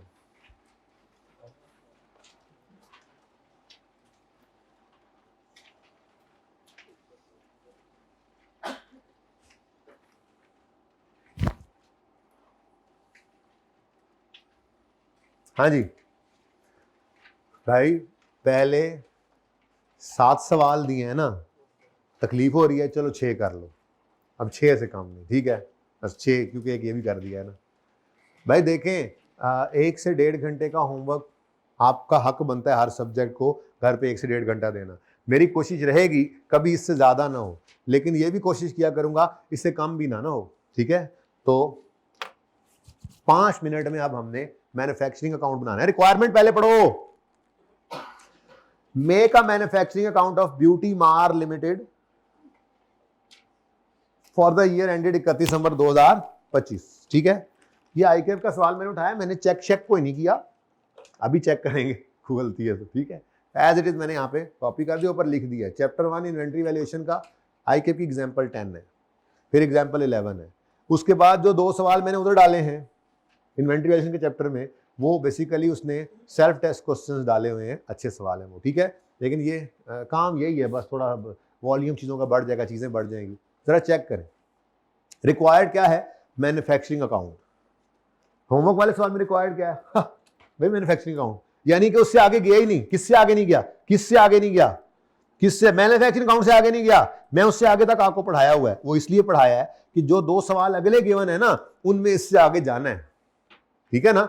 यहां पर नहीं लेकर गया, यहां पर ना कॉस्ट ऑफ सेल निकलवाई है, ना जीपी निकलवाया है, ना नेट प्रॉफिट की तरफ गया है, ये पीएनएल की तरफ आया ही नहीं है। सिर्फ कहां पे फिर रहा है इन दोनों सवालों में, कॉस्ट ऑफ गुड्स मैन्युफैक्चर्ड तक आना है। कहां तक, कॉस्ट ऑफ गुड्स मैन्युफैक्चर्ड तक। कोई मसला होना नहीं चाहिए। तो सवाल को पढ़ना पहले जरूरी होता है। अब देखो, हालांकि रह तो 5 मिनट गए हैं, ये दोनों सवाल ही आप करें, हाँ ठीक है। कल आते साथ फिर मैं फायदा नहीं, सोल्यूशन नहीं देखना। हाँ, मुझे पता लग गया कि मैंने लिख दिया, आपको पता लग गया कि आईक्यू की किताब के अंदर ये मौजूद है, लेकिन मेरी ये चाहत है कि आप एक बार खुद करें। मैंने सारा तो फॉर्मेट एक एग्जांपल में करवा दिया, देखो पढ़ के देखो। इन्वेंट्री ओपनिंग सिर्फ पढ़ तो लो कम से कम, कोई चीज ऐसी तो नहीं है पकड़ में ना आ रही। इन्वेंट्री यकम जनवरी 25 पे ओपनिंग रॉ मटेरियल की भी है, इधर उधर चला गया माजरत, रॉ मटेरियल की भी है, वर्किंग प्रोसेस भी है, फिनिश गुड्स भी, कोई मसला। अब क्योंकि हमने कॉस्ट ऑफ गुड्स मैन्युफैक्चर्ड निकालनी है, तो मुझे इग्नोर करना है फिनिश गुड इन्वेंट्री को। सारी चीजें सवाल के अंदर करने वाली नहीं होती, यही तो कमाल होता है देखने वाले का। फिनिश गुड्स की इन्वेंट्री कहां पर नजर आ रही है, वो तो कॉस्ट ऑफ सेल निकालने की जरूरत है। क्या उसने मुझसे कॉस्ट ऑफ सेल मांगी है, नहीं मांगी, इसलिए सवाल में फिनिश गुड्स की इन्वेंट्री क्या करना है। हाँ, लेकिन ओपनिंग रॉ मटेरियल भी चाहिए मुझे, ओपनिंग वर्किंग प्रोसेस भी चाहिए मुझे, ये तो दोनों चाहिए थे, मिल गए, इस फॉर्मेट में डाल जाएंगे। बोलो, अच्छा आगे पढ़ते हैं। Next, purchase of raw material. हाँ, कहां ब्रैकेट में करो, आपकी मर्जी, डायरेक्ट मटेरियल कंज्यूम निकालने के लिए, और इस तरह से वर्किंग कर लो, आपकी मर्जी। नजर आ रहा है, आ जाएगा, कोई मसला। सिर्फ सवाल पढ़ रहे हैं कि आप छापा तो लगा ही लोगे, क्या ख्याल है, नहीं अच्छा है ना, जरा हाथ कॉन्फिडेंस भी आता है। अच्छा हाँ, पढ़ के हमने कर तो लिया था, अगला मैं पढ़ाऊंगा भी नहीं, लेकिन ये पढ़ लेना जरा, थोड़ा सा ये तो हो कि मैं दे रहा हूं सवाल, तो ऐसे तो नहीं दे रहा, कर सकते हैं तो दे रहा हूं। Purchase, direct labour, direct labour, direct labour, direct labour, direct labour, direct labour, direct इधर आ, डायरेक्ट डायरेक्ट लेबर डायरेक्ट इधर आएगी, डायरेक्ट लेबर डायरेक्ट आएगी। रेंट, रेंट क्या है, अब अभी तक क्लियर नहीं है। अगर सवाल ने कुछ ना बताया तो सारा रेंट मैं अज्यूम करूंगा फैक्ट्री का है, और ऐसा भी तो हो सकता है कुछ हेड ऑफिस का हो, कुछ सेल शोरूम का हो, सवाल आगे जाके देंगे। फिलहाल rent, electricity, office salaries, office salaries, office salaries admin expense, clearly बता रहा है, इग्नोर करना है, इसमें रेलेवेंट चीजें बस उठानी है, कमाल ये। पीरियड कॉस्ट कोई ना उठाना, प्रोडक्ट कॉस्ट उठाना, फिर प्रोडक्ट कॉस्ट के अंदर डायरेक्ट मटेरियल, डायरेक्ट लेबर और ओवरहेड्स की क्लासिफिकेशन करना, ताकि मैन्युफैक्चरिंग अकाउंट की शक्ल भी सामने रहे, नंबर देने उसने, ठीक है। अच्छा आगे बढ़ो, depth for the year, office वाली इग्नोर, एडमिन का खर्चा है ना। फिर फैक्ट्री वाली, एडवर्टीजमेंट तो लेंगे, सेलिंग एक्सपेंस है। अब ये धोखा है, असल में ये धोखा है जो मैंने टेबल ने, आप अभी तक भाइयों ने वही टेबल अक्सर ने खोला हुआ है सामने, जो मैंने लिखवाया था मैन्युफैक्चरिंग बिजनेस के अंदर, पीरियड कॉस्ट और प्रोडक्ट कॉस्ट, ठीक है। तो उसने हमसे मांगा क्या है, उसने हमसे प्रोडक्ट कॉस्ट मांगी है, मतलब मैन्युफैक्चरिंग अकाउंट बनवा रहे हैं ना, तो जो भी पीरियड कॉस्ट है, सेलिंग एडमिन खर्चे सवाल में गिवन है, हमने इग्नोर करना है। और अगर हम कॉस्ट ऑफ सेल के बाद, जीपी के बाद पीएनएल भी बना रही, पूरा प्रॉफिट, नेट प्रॉफिट पीएनएल बनवा लेता, तो फिर ये सारे खर्चे हम इग्नोर नहीं कर सकते थे, ये पीएनएल के अंदर जाने थे। सवाल की रिक्वायरमेंट के हिसाब से चल रहा है, समझ आ रही है। किस किस को बिल्कुल समझ नहीं आ रही, वो कह रहा है निकल जाए क्लास से, अगर कुछ नहीं निकले, मैं बात कर रहा हूं। इन्वेंट्री क्लोजिंग, रॉ मटेरियल की, वर्किंग प्रोसेस की, फिनिश गुड्स की। अब कहता है रेंट एंड इलेक्ट्रिसिटी, ओ जिनके बारे में था शक, क्योंकि देखो सैलरीज का तो लिख दिया उसने, ऑफिस सैलरीज, डेप्शन का तो लिख दिया उसने, ऑफिस की डेप्रिसिएशन, एडवर्टीजमेंट लिखने की जरूरत नहीं है, एडवर्टीजमेंट है ही क्या, सेलिंग एक्सपेंस। तो शक किन पे था, रेंट और फैक्ट्री का। वो कह रहा है रेंट और फैक्ट्री, रेंट और इलेक्ट्रिसिटी का, ठीक है। वो कह रहा है रेंट और इलेक्ट्रिसिटी जो है वो फैक्ट्री के 70% है, 30%। अब आपने रेंट और इलेक्ट्रिसिटी एफओएच में जो लेना है वो इसका 70% ले लें। 30% क्या करना है, इग्नोर। और अगर पूरा पीएनएल बना रहे होते तो 70 ये मैन्युफैक्चरिंग अकाउंट में रखते, 70 इधर रखते और 30% इधर लेके आते। एडवर्टीजमेंट यहां आना है, लेकिन मुझसे ये मांगा नहीं गया, मुझसे ये मांगा गया, सही है, तो चीजें इग्नोर। को मुश्किल सवाल है, अच्छा इससे अगला भी मुश्किल नहीं होना, लेकिन अब मजा नहीं ना आएगा, वो भी पढ़ दूं तो फायदा है जी, तो वो आप पढ़। तो ये दोनों सवाल आपके होमवर्क हो गए माजरत के साथ। लेकिन एक बात कहूं, बुरा ना मनाइएगा, मैं इसके साथ ना नंबर लगा रहा हूं।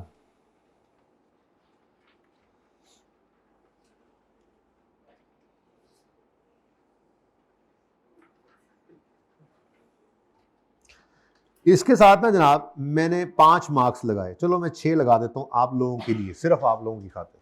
6 नंबर का ये सवाल है। मतलब क्यों नंबर लगाए हैं, ताकि आप 6 × 1.8 करें, कितना आता है 11 मिनट, टारगेट करें 10 मिनट में ये सवाल करना है। अगला सवाल,